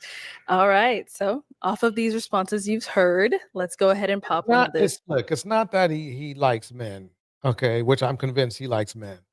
It's the fact that he's going to waste one of these women's time. I guarantee you. It's balloons. Just one. Just one. Sorry.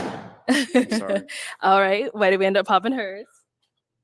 I think I love all the responses so far. Definitely, I think the compatibility, especially with the anime and the things, I think just it wouldn't gel well with me. But you know, I love your smile. I love the pearls.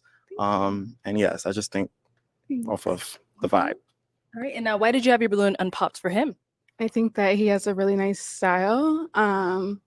His career is really intriguing, and I would love to learn more about it. Thank you. Yeah. Okay, thank you. Perfect. Thank you. Appreciate it. Okay, we do have 3 ladies left. I would have never, a bear, more like a Care Bear, Sonya Sweat. Yeah, I was getting that kind of guy. He's not a bear. He's not. Let's have you ask one final question. One final question. Probably, man, I came with 2. Can I check my notes real quick? You have notes? Welcome, Deontay. What do you think so far? Hey, DJ, can you hear me? Sure can. You sound just fine. Okay. I think you are 100% right about this guy. Just the way that he leaned, and I don't want to get petty, right? But the way he like leaned in and popped the balloon on the last girl, how he like almost like he barely wanted to touch it. Like it was so sassy. And the crazy part is, I was going to say that's a really good question he asked the ladies when he asked them what kind of animal would they, think of themselves as. Because that's almost like a link, like a bridge to the astrology question of what's your sign, right? Like animal, So I thought that was a good question to ask him. But then he messed it up when he answered, when he forced his own answer in and started saying he a bear and all this stuff. I'm like, dude, you just had to throw that in there, almost like competing with them with your feminine side, and it's just. I don't know, but it kind of makes me wonder because I've seen some of these girls before on other panels on this show, and there were guys that I thought were qualified, and they were just popping left and right. Why wouldn't they pop like crazy for this sassy dude? Like, why would they want to even experiment with him? I think it's a testament on how being dressed. I mean, I actually wouldn't wear what he's got on, but technically, in general, being dressed well that's how far it gets you. I don't see how they cannot see that he's not sassy, but maybe they're looking past that or accepting it. I don't know, but DL men, they cheat more than anybody. Yeah, they are like I mean, I don't want to say that they're the main problem, but it's a huge thing because they buddy up with the females, they get friendly with the girls, the ladies in our community are the ones who truly accept the LGBTQ, especially the men like that.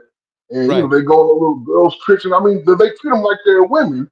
And then they get drunk one day and they mess around and have sexual relations with them, and then it's so much. And then the guys go back and forth.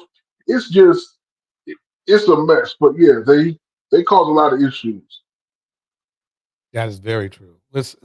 I mean, the thing is that when a man is being DL, it has nothing to do with him being gay. It's the fact that he doesn't want to be honest about it and can't live in his truth. And then they tend to be the most violent, believe it or not. So yeah, it's all bad. It's all bad. Hey, look, if the woman, if he came out here and said, look, I do, I bounce back and forth or whatever like that, then I would respect him a little bit more. But I think he's just on here, just finding somebody, trying something new because he's too, yeah. Tanya Sweat says he is what I call too flamboyant. Yeah, Yeah. that's exactly that. He has too much feminine energy for these women. That's how I feel about it. Oh, no, he came ready. Okay. Let's check those notes. I'm Yeah, sorry, see, and them hard shoes, I would never wear those, never ever. he said, I'm finding my match today. Sorry.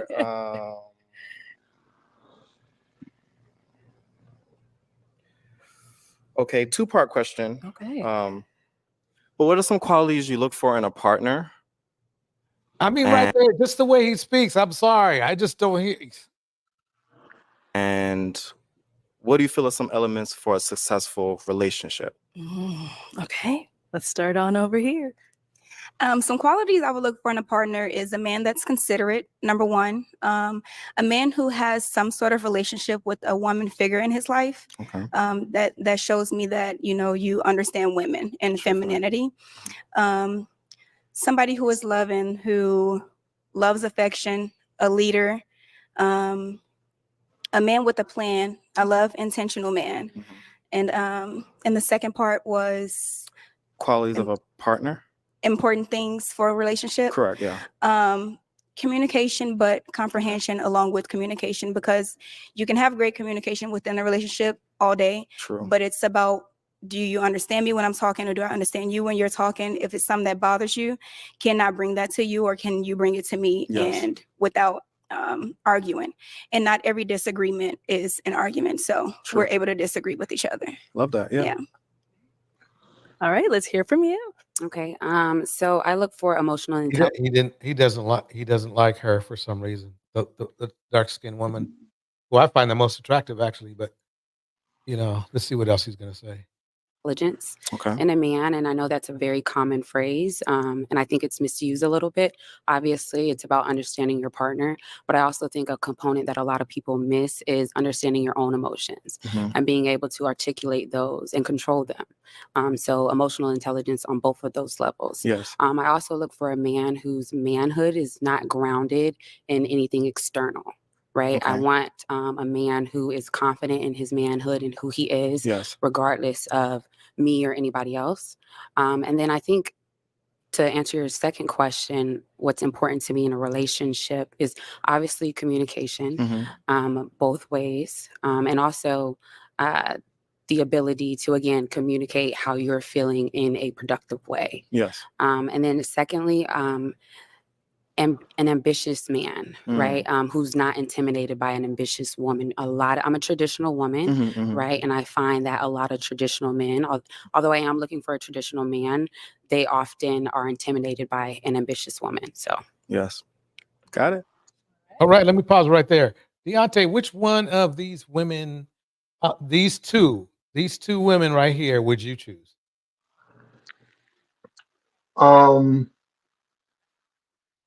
Wait, which two? Okay, the woman here The with first one? Yeah. or this woman right here. Okay, so the first one, she's the one that said that she wanted a man that, like, what did she say about understanding his feminine side and not just his masculine side? It sounded like that's what she said. Oh, really? You mean the very first one? Yeah. Okay, let's go back to her for a second so we can see her. You mean the one in the pink? Yes. So she knows about them. Yeah, No, that's what I'm I'm not saying. saying Like, that. yeah, but so I like her, the one with the balloon there, the dark skin one with the hair in the updo, the ponytail like that. Mm-hmm. I like the second one too. Um, the one she said she was a traditional woman. I did Mm-hmm. like her, but I don't know why they don't see what's up with this guy. Like, I don't know. Yeah, that Yeah, is. but I don't think there's nothing wrong with either of them. Way. Yes. And then secondly, an ambitious man, right? Who's not intimidated by an ambitious woman. I'm a traditional Act natural under pressure in the house. woman, Mhm. right? And I find that a lot of traditional men, although I am looking for a traditional man, they often are intimidated by an ambitious woman. So Yes. See, that's Got the it. thing right there with that traditional, not traditional. I'm sorry, intimidated. When they say that word a lot, it's almost like I believe that the word narcissist is overused a lot in these relationship arguments and uh, uh, insecure. I'm sorry, not narcissist. I'll take that, but insecure is a big one.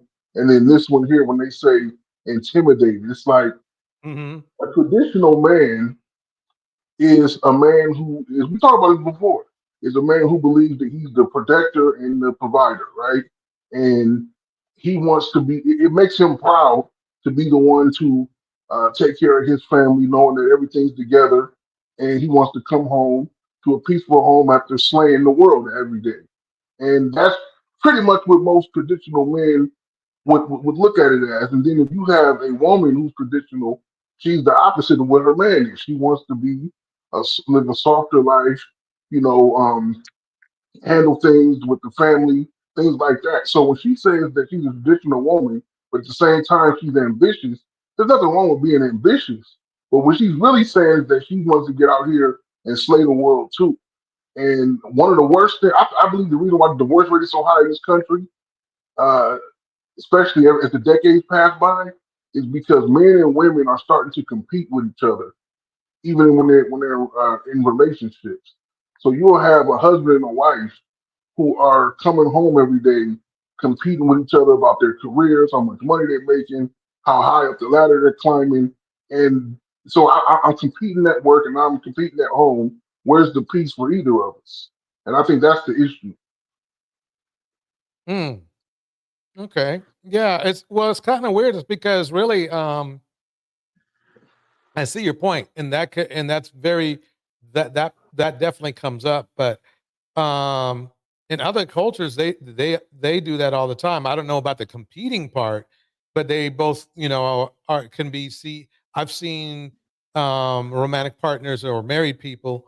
They're both CEOs or close to it, if you know what I mean, or they're both lawyers, or they're both doctors, or something like that. And many times they even meet each other like at work. So, and they don't, I mean, that can be a certain, I can see a certain mentality, them wanting to, a certain mentality where it doesn't mix, where both of them want to compete and then end up competing against each other. Um, yeah, one gets bitter because the other one got the job, the job, promotion, and and they didn't, if you know what I mean. So I could see them being bitter about that.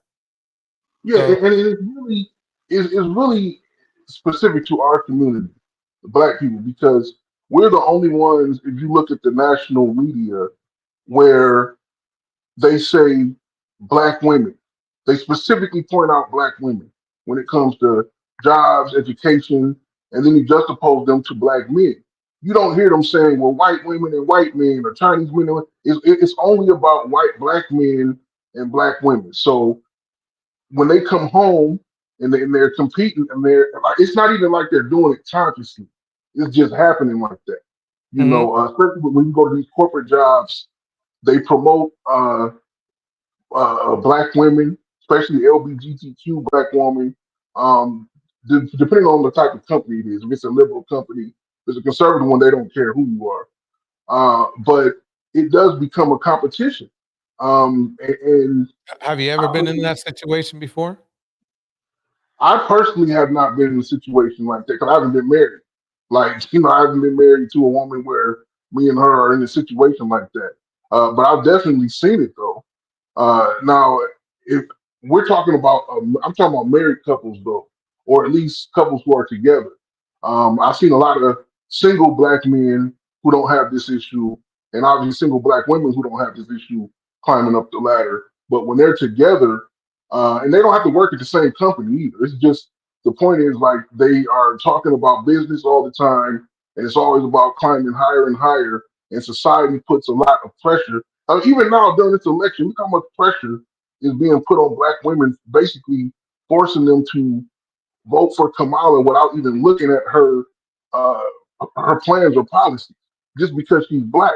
So it's a lot of negative pressure that's being put on. Well, I can understand that, but Kamala's pretty much, believe it or not, we'll go on Kamala for 1 second. The thing really you should ignore is who Kamala is. I mean, with her skin color and even the fact that she's a woman or that she's black or anything. You should ignore that. Let's look at this situation as product A and product B. Product A, let's say that's the Kamala product. Spent most of their lives, as a prosecutor or a cop. Let's just basically, if you know what I mean. Yeah. The product B, love him or not, he's had what you could call a troubled life. He's had things where he's been accused of scamming people. He's had things where he scammed, or the contractors he hired to build buildings for him, they don't feel good about him.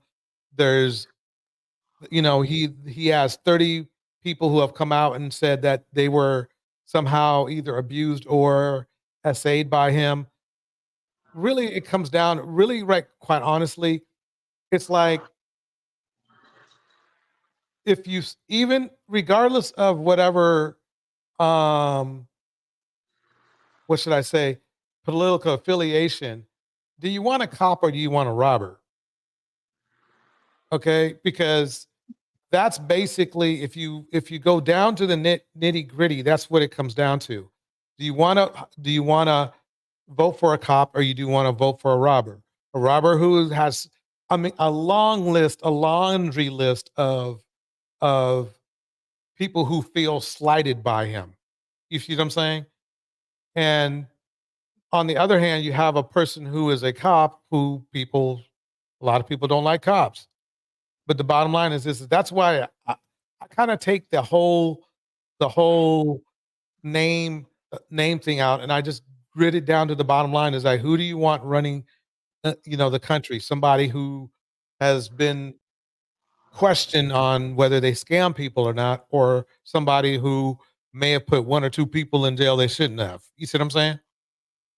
No, I know what you're saying, and I'm just really just meant from um, the point of making people feel like they have to, like, for example, now the media is not telling white people that they need to vote for Trump because he's white.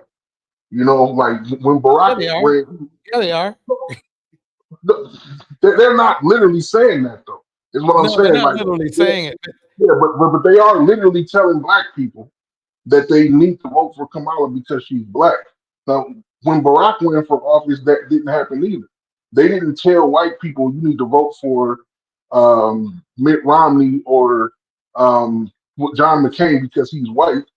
But they did tell black people they had to vote for Barack just because he was black. Didn't even matter what his policies were. So I'm saying that that's just a part of the pressure that we get as black people from the media and from society in general. I don't know. I mean, I think it's pretty even as far as that concerned. Maybe because we roll in different circles, but yes, I have bumped into people who like, you know, I mean, basically, I've bumped into people who are like, look, he's my skin tone, I'm voting for him. And that was for somebody who was not black. Let's just put it that way. No, I agree with you. I agree with you on that end because there are people who just don't feel comfortable with someone who's not, Ann Coulter said it a couple months ago to Vivek Ramaswamy, she wouldn't vote for him just because he was Indian. But I'm saying that 99% of the elections in this country are white versus white, so they don't have to worry about that. Right. It's just that whenever a black person runs, white people, of course, this is their society, so it's an unwritten rule. They don't have to publicly say we're going to only vote for the white guy. They know how to stand in line. They are in a lockstep group. It's us who they tell. It's Rachel Maddow on MSNBC, a white person, saying that black people should be voting for Kamala just because she's black. So I mean, it's crazy. So that's the kind of pressure that we get from like corporate America. Did she actually literally say that, or because I haven't heard anybody say that?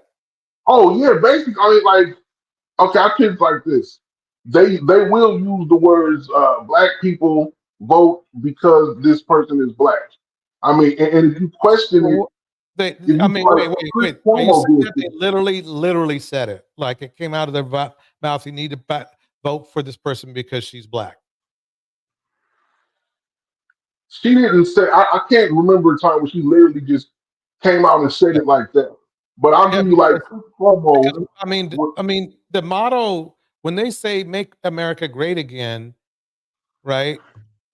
That's a pretty straightforward motto. That it was. I mean, America. The time they're talking about wasn't really great for us. Yeah, well, yeah, no time was it. I know. So that's pretty much in your face. They're basically talking about 1940 to 1990. But it's so the black pundits are definitely telling you to vote just because they're black. Now, I remember Chris Cuomo, who was on CNN, he got fired. But before he got fired a few years ago, he was on there with Ice Cube when Ice Cube was trying to push his deal to both parties when they were running. And only Trump reached out to him because Biden's campaign didn't. And Chris Cuomo sat there and said, "How could you go against the enemy like that? You're NWA, literally."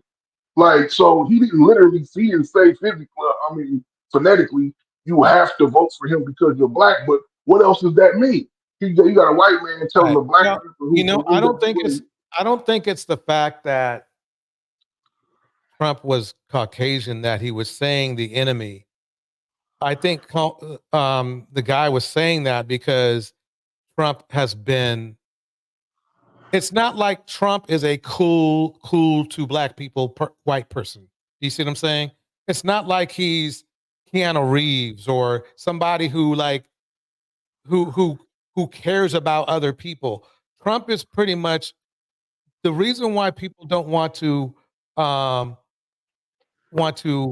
that have an issue with Trump is not because he's white. It's because he's white and he comes off to a lot of people of being not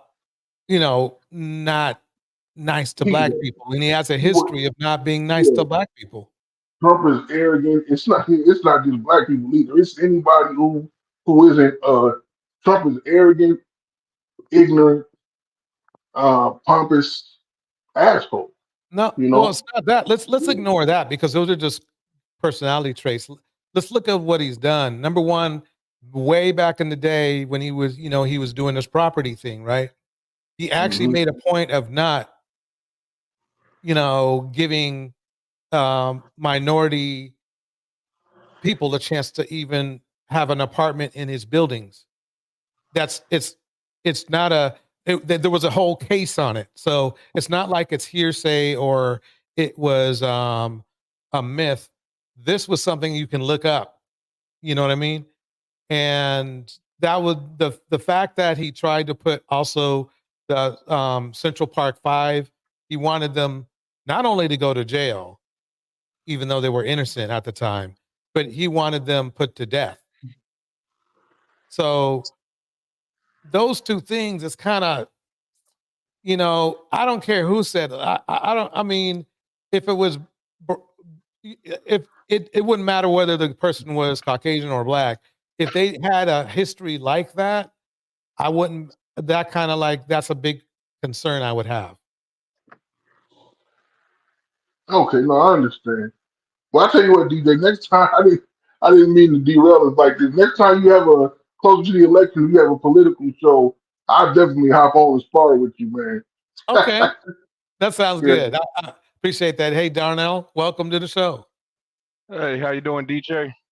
Good. I'm just gonna mix this mute. I'm gonna just play this video for just a little bit, and so you can catch up on what we're doing, and then we'll, definitely would like to get your input. All Here right. we go, y'all. Our last girl here. Yes. So some of the things that I look for in a man is definitely compatibility. I want to be able to have a friend, first and foremost, in a relationship. So definitely compatibility.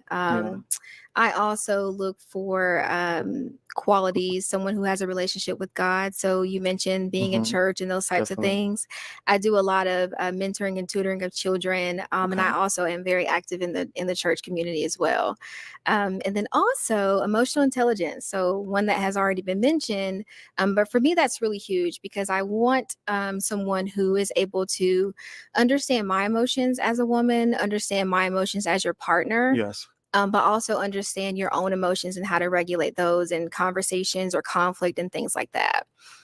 So in a relationship, I think the biggest thing is definitely emotional intelligence and communication. So again, comprehending is one thing and being able to communicate is another. True. So it's, both go hand in hand for me.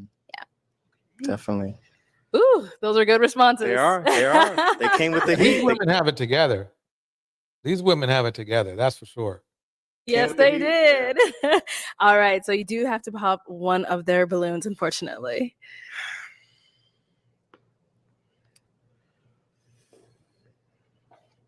Sorry. Okay. All right. Why did we end up popping her balloon? So, for starters, I love the color. I love Thank the you. dress. Thank you. Okay, there he goes again. Mainly just out of the three remaining, I just feel like I'm more gravitating to them too. But I do love the eye contact you gave when you're answering questions and things like that. All of those small key things I pay attention to. Right. Okay. And now, why did you have your balloon unpopped for him? He's a very handsome guy, carries himself well, and he speaks really well as well. So, Appreciate it. and I love the outfit. I love for my man to Thank you. have, Thank you. some nice and, classic on. So, I appreciate it. yeah. All right. Our two remaining ladies. Any questions for our guy? Okay. Let's start right over here. I actually wanted to ask you to define in your own terms what it means to be a man, but since you already mentioned your religion, what does it mean to be a God-led man? God-led man, definitely. So for starters, without Christ, where would we be? And so My bet everybody he picks her right here. The one in the red. Let's find out. well, mainly from me growing up in the church, but as well as I've seen how God's hand has moved and blessed me along different trials that I've been through. And so using him as the leader in everything that I do, in decisions that I make, and maybe trips I want to go on, or business ventures. And so with prayer and fasting sometimes, that's where I get the guidance. And so I see that is really important, and so, I don't hate on anyone else who likes to do it on their own way, but I know with me, God is important. And without Christ in my life, that I wouldn't be the level I am. Thank you. Yeah. You're welcome. Any questions here? Yes, I have a lot of questions, but what do you like to do for fun? So, like I mentioned, of adrenaline, but so on a simple level, things of singing, doing a karaoke, sometimes playing board games, going to participating in a dance class, say like a Zumba or a hip hop class. And so I'm definitely loving dancer. He's gay, man. I'm sorry. What? I Yeah. ain't gonna lie, I was starting to think the same thing myself. I think he might be on the other team.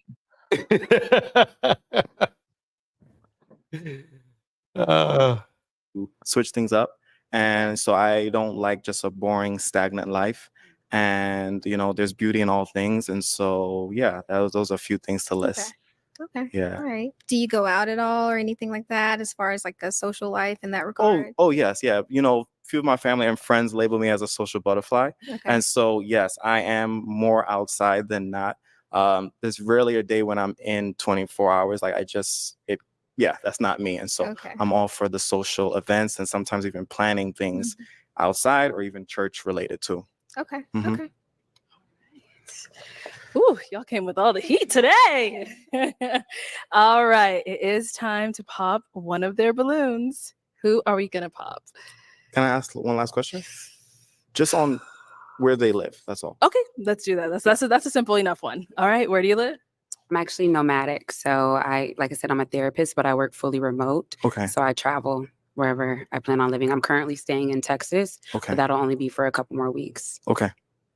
Okay, Hers where do is you getting stay? popped. So I am in North Carolina, Charlotte, North Carolina. Charlotte, North Carolina. I've Yeah. been there as well. Yeah. Okay. Where are you? I'm based out of Phoenix now. Okay. Yeah, originally from New York, but I'm here now for the past few years. Okay. Mhm. Okay, with that information, who are we popping? The girl in the Let me yellow is pause getting right popped. here. I think she is not a good match for him because I don't think she's going to take any crap. For some reason, I have a vibe that she will take more crap than this woman here. Because if he's what he is, I think for some reason I get more of a tolerant vibe from this woman here than I do from this woman. So, what do you guys think? I would say the one in the yellow. He's gonna pop her balloon. I had to think. I think has to do with her job traveling. It's been my experience that long distance relationships, especially when someone's constantly on the road. And I've lived that lifestyle myself. That is one of the hardest types of relationships because a lot of times you're not spouse, but your person you're dating. A lot of times they'll always say, "Oh, I need you here," kind of thing. They'll at first they'll say, "Oh yeah, I'm fine with it," and then after a few months it starts to get old, Yeah. and they're like, "Yeah, I kind of need you here, and you're never here," kind of thing. And I think that this guy is probably, I think that he'll have an issue with her traveling. She's going to have to choose between him and her line of work, and I'll be honest, she'll be a fool if she chooses him. Yeah, I agree. Let's see what happens. Oh, Deontay, what do you think? Oh no, I was just gonna say I agree. I think that plus I think if they ever got into it, she would end up dominating him. Not because she's masculine, it's because he's just so. I mean, the dude said he want to do a Zumba class. I don't know. So the one in the red is more quick for him. Yeah, he seems very soft spoken. I'll definitely say that. Yeah. So we're all betting on the woman in red, right? The woman in red is who he's going to pick or pop the balloon. Pick. I think that's who he's picking. Oh yeah. That's definitely the one. He's going to pick. Yep. All right, let's find out. One key question. It'll be quick. No, it's not actually a question. Well, it's more of a statement. Please. Okay. I have. Ooh. Okay. I guess never mind then. I was just gonna say that I have a son. That's all. If it was a deal breaker for anybody, but that's it. Okay. Yeah. That's a big deal. That's a big deal. Why didn't he bring that up before? Let's go here first, then we'll go to her. Okay. So why do we end up popping? I understand there's a lot of beautiful women up here, but I feel like when you get narrowed down to two, I want an intentional man. I want you to be able to choose what's best for you. So that's fair. Yeah, I was just mentioning that I had a son. That's all. But yeah, that's fine. Okay, so now he did say he has a son. Is that a deal breaker for you? No. How old is your son? 18 months. Dang, that's a deal breaker. No, don't do it. Don't do Yeah, it. that might be Don't do it. It's kind of young. Yeah, and that's fair, and that's why I wanted to mention Yeah, it. yeah. Mhm. I don't have a problem. In 18 months, he really shouldn't be thinking about really dating, to be honest with you, fellas. Can you read it? Can you read Indiana Mom's comment there?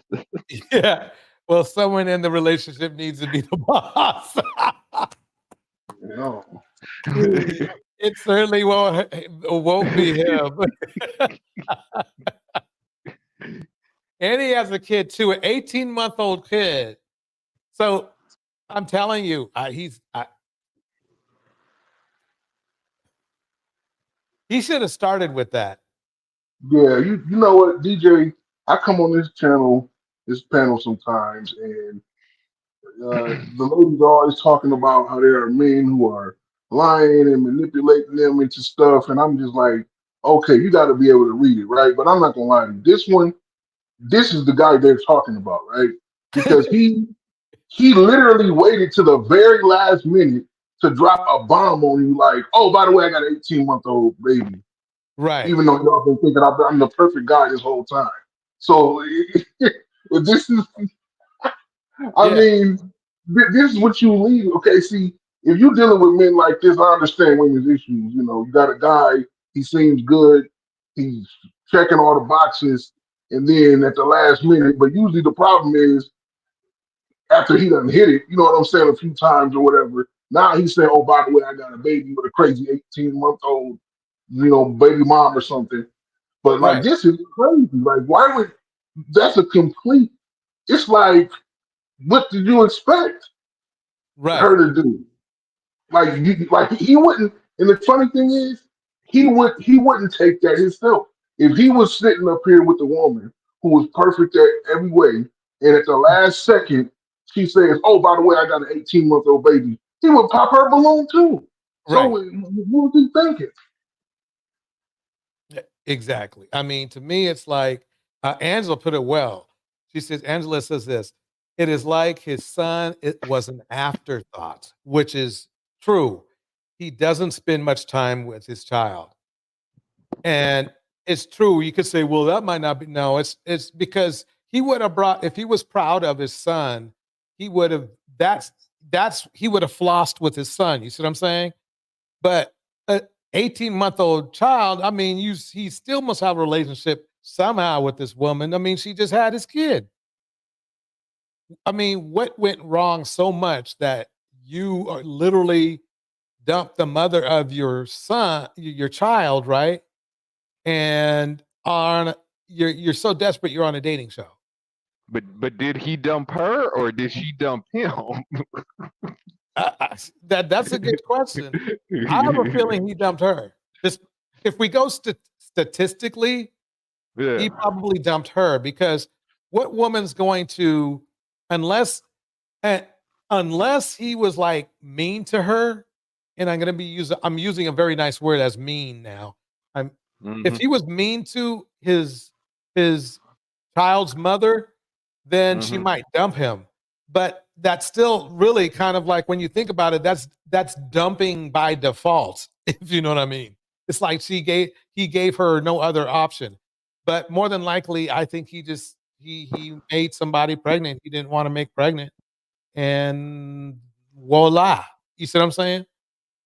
Yeah, I'm kind of wondering, was it, did he have this child, was he trying to pretend like he's into women, accidentally had it? Because I mean, if this guy's like originally from Atlanta, that was pretty common thing down there where you had men that would get married, right? And secretly they were in the closet. I mean, I know I'm kind of like assuming a lie here, but it's from what I heard, Atlanta's like the DL, like the DL Mecca. Yeah. New Orleans is too. Well, it's in secondary to Atlanta. You said where? New Orleans. Oh, New Orleans. Yeah, I can see that. I can see that. Problem with the kids, but I just don't do the baby mama drama, and I don't know that you have any of that. I was previously married for 11 years, but yeah, there is no toxicness. But I just wanted to mention it. He That's just all. seems really young though for the son, so Okay. I understand. No judgment. I mean, the thing is that this is what a lot of people don't realize is like if I can see over years with over maybe a couple of years or something, no more than that, even that. You still got a connection to that person who made your child. You see what I'm saying? So emotionally, even if it was because you cheated on that person or not, you still connected the person because you got to go see your child all the time. But the way he brought it out like that at the last second, I agree with you guys. That was just kind of weird. Yeah.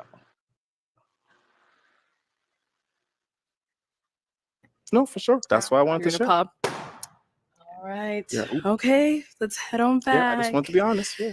Ah, we almost had her. Yeah, no, it's cool. I wanted to definitely make sure everyone understood. Right. I mean, I had a little song to sing from a match too as well, but I don't have one, so it's all good. And he sings too, yeah. Oh, no, No, you it'll about be to when say, Arla all brings me right, again. yeah. Oh, how are they not? I think they're just being nice, okay? They just don't want to say nothing. I mean, he just got the right combination of girls today because some of these girls who are up here popping balloons over shoestrings, if they were over here, they would have called him out immediately. He want to sing to him now? Like, okay, man. Right. We bring you back. Correct. Okay. Correct. Okay. All right. Well, that is all the balloons. That's fine. But ladies, let's go ahead and give it up for him. Sure. Take this Thank you so mic. much. Thank you so much.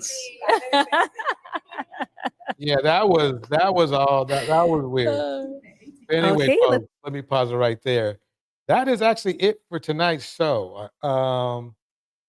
Is there anything you guys have to say about the pop the balloons? I don't know when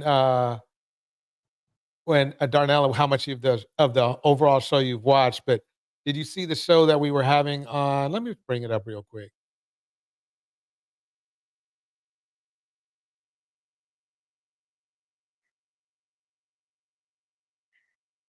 Okay. Well, the one we were having this, maybe we can talk about this for a second, just for a second. So we got to talk. I'm going to go forward. Steakhouses are good for it.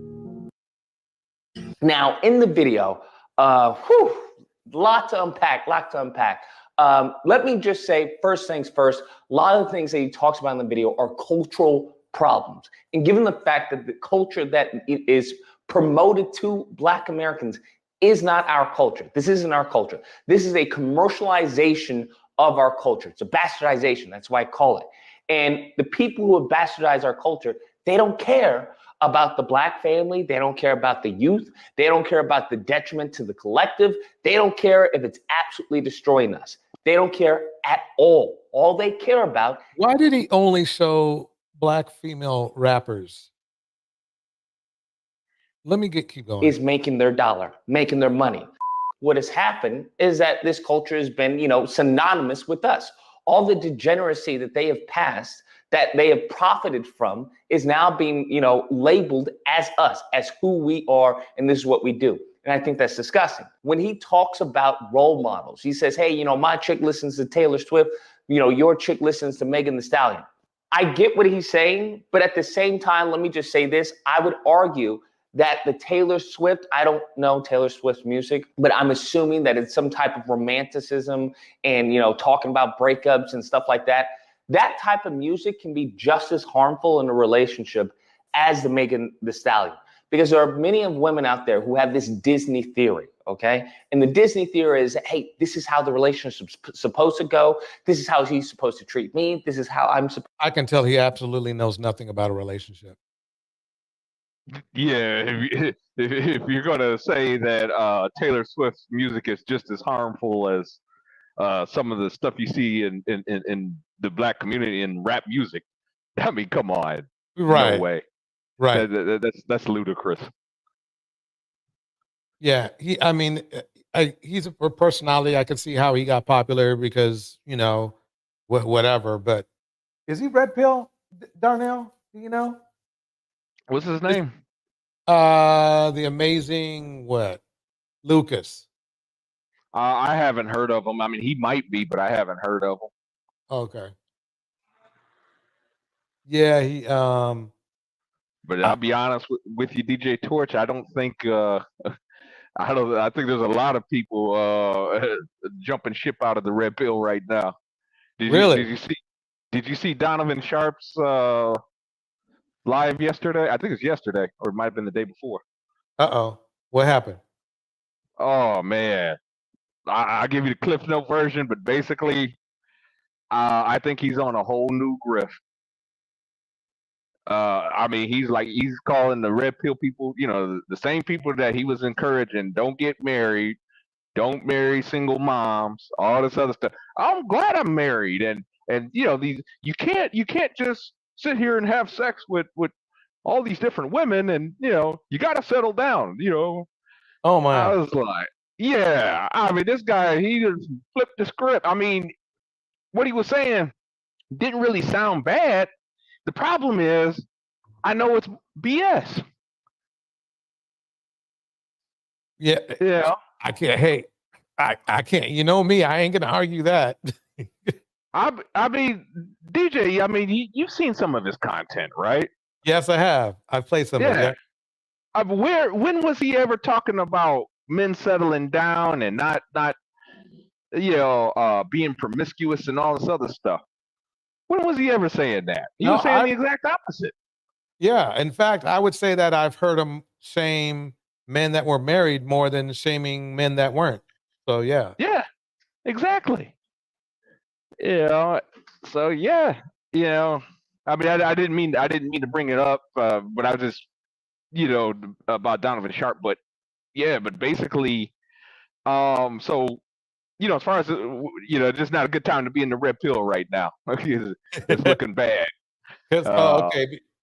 They're starting. Go ahead. They're starting to show their color or their falsity. I hate to say it, but yeah, you got everyone changing up, after Fresh and Fit got demonetized. I think Donovan Sharp said he was going to be quitting YouTube, or he was going to be quitting the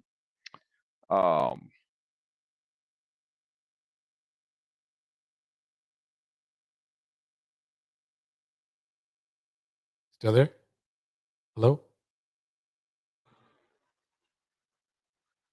What do you think, Deontay? I think Darnell, we lost his connection or something.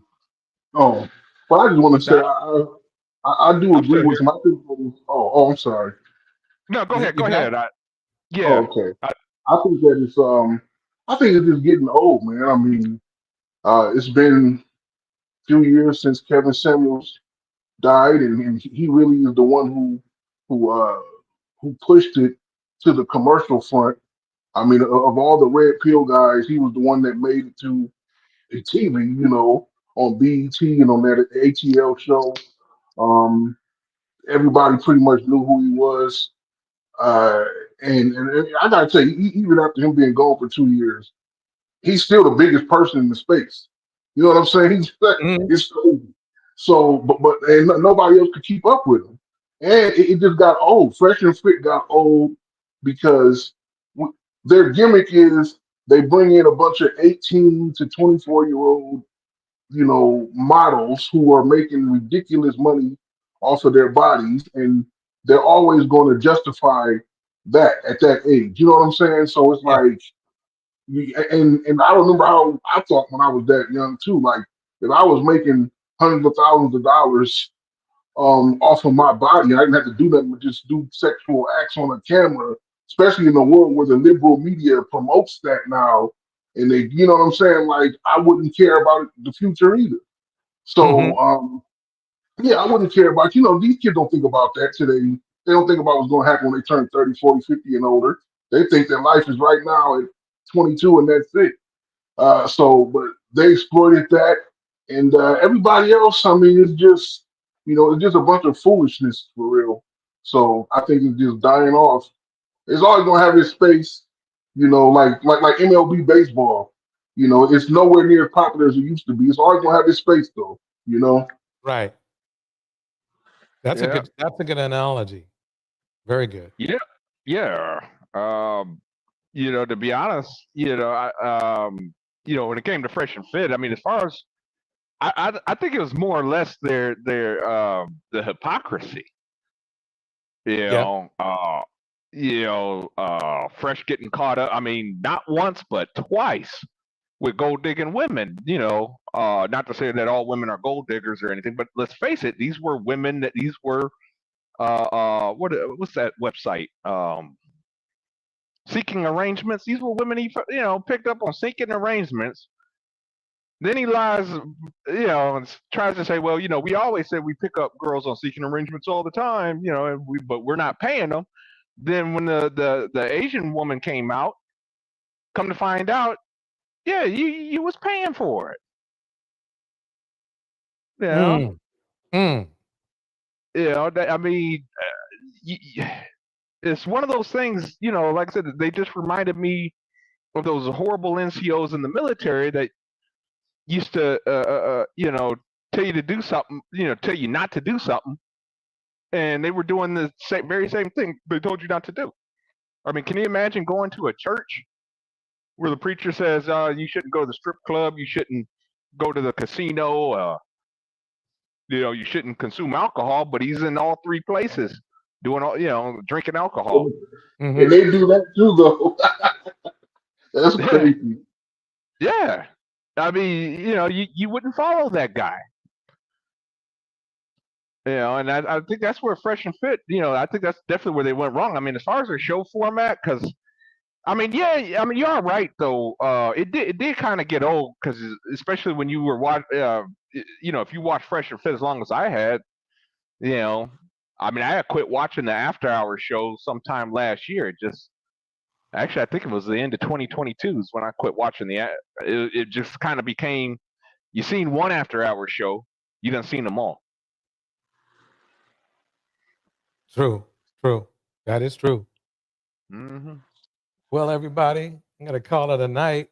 Hey, I appreciate you guys coming up, having a chat with me. Yeah, this was cool. I like to shout out JG Music, Angela Reddick, for coming in. And it's time for me to hit that beat. We are going to talk about some Diddy stuff probably tomorrow, along with some other crime stuff. Diddy made it to my crime scene. Oh yeah, I try to make sure I can tune in tomorrow for that, Chan. Yeah. Man, talk about somebody who just single-handedly just set us back about 10 years, maybe more. Yeah, 10 years, man. Shit, I think longer than that. Probably. Yeah. I mean, that whole situation, man, and then I was this got reported. I typically don't follow this news source very much. It was on they interviewed a lawyer, Newsmax. I think it's Newsmax, I think. I don't typically follow them very often, but this lawyer was up there and he was talking about all the politicians, the Wall Street guys. There's a lot of people. He even threw. There's rumors out there. Somebody threw out Jay-Z's name. Mm-hmm. Everyone's in this holding pattern to see, what's he gonna say. Who's on what tape, and man, yeah, something. This is going to be very interesting because, I mean, literally, Diddy is powerful enough even now to literally remove half of hip hop. You know what I mean? Because of all the people who went to his parties and stuff, there's going to be, I guarantee, this might look like some gangster stuff. Remember back in the day when gangsters would get the head kingpin would get arrested, and then all of a sudden 100 or 200 people will go to jail right after that too. Mm-hmm. It could be like that, and it might be surprising a lot of movie stars. I mean, this is going to be really this is going to be cultural. It's not just going to be about like trafficking and all that kind of stuff. I think it's going to be cultural, where it's going to be it could really change things a lot. Yeah. Because I'll put myself in the shoes of Diddy, and I'm gonna say this: if I were him, I'd be very concerned with all my former employees, or current employees and former. I'd be very worried about them because I mean the bodyguards, You know, the bodyguard, they're definitely going to have stories to tell. Mm-hmm. Yeah, I think he has more witnesses than he'd rather have. Let's put it that way. Mm-hmm. All right, I'm going to go ahead and hit the beat. Here we go, y'all. Darnell, thanks for coming up. Shout out to you. It's good seeing you, man. Hope you're doing good.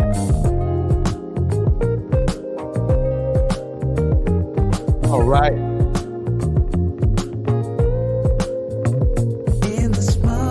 As always, I'd like to shout out Why You Seeking Knowledge. AD Music in the house. Anna Mom. Angela Reddick. I'm addicted to the good life. Tanya Slut. Deontay, thanks for coming up to the mic. Pleasure chatting with you. Where we are heading now, babe. I follow. Rena West in the house. To the edge of it all. Henry Mars, thank you for coming through. To the edge of it all. So tell your good lies. 'Cause I'll find a better one. Yeah. All right. So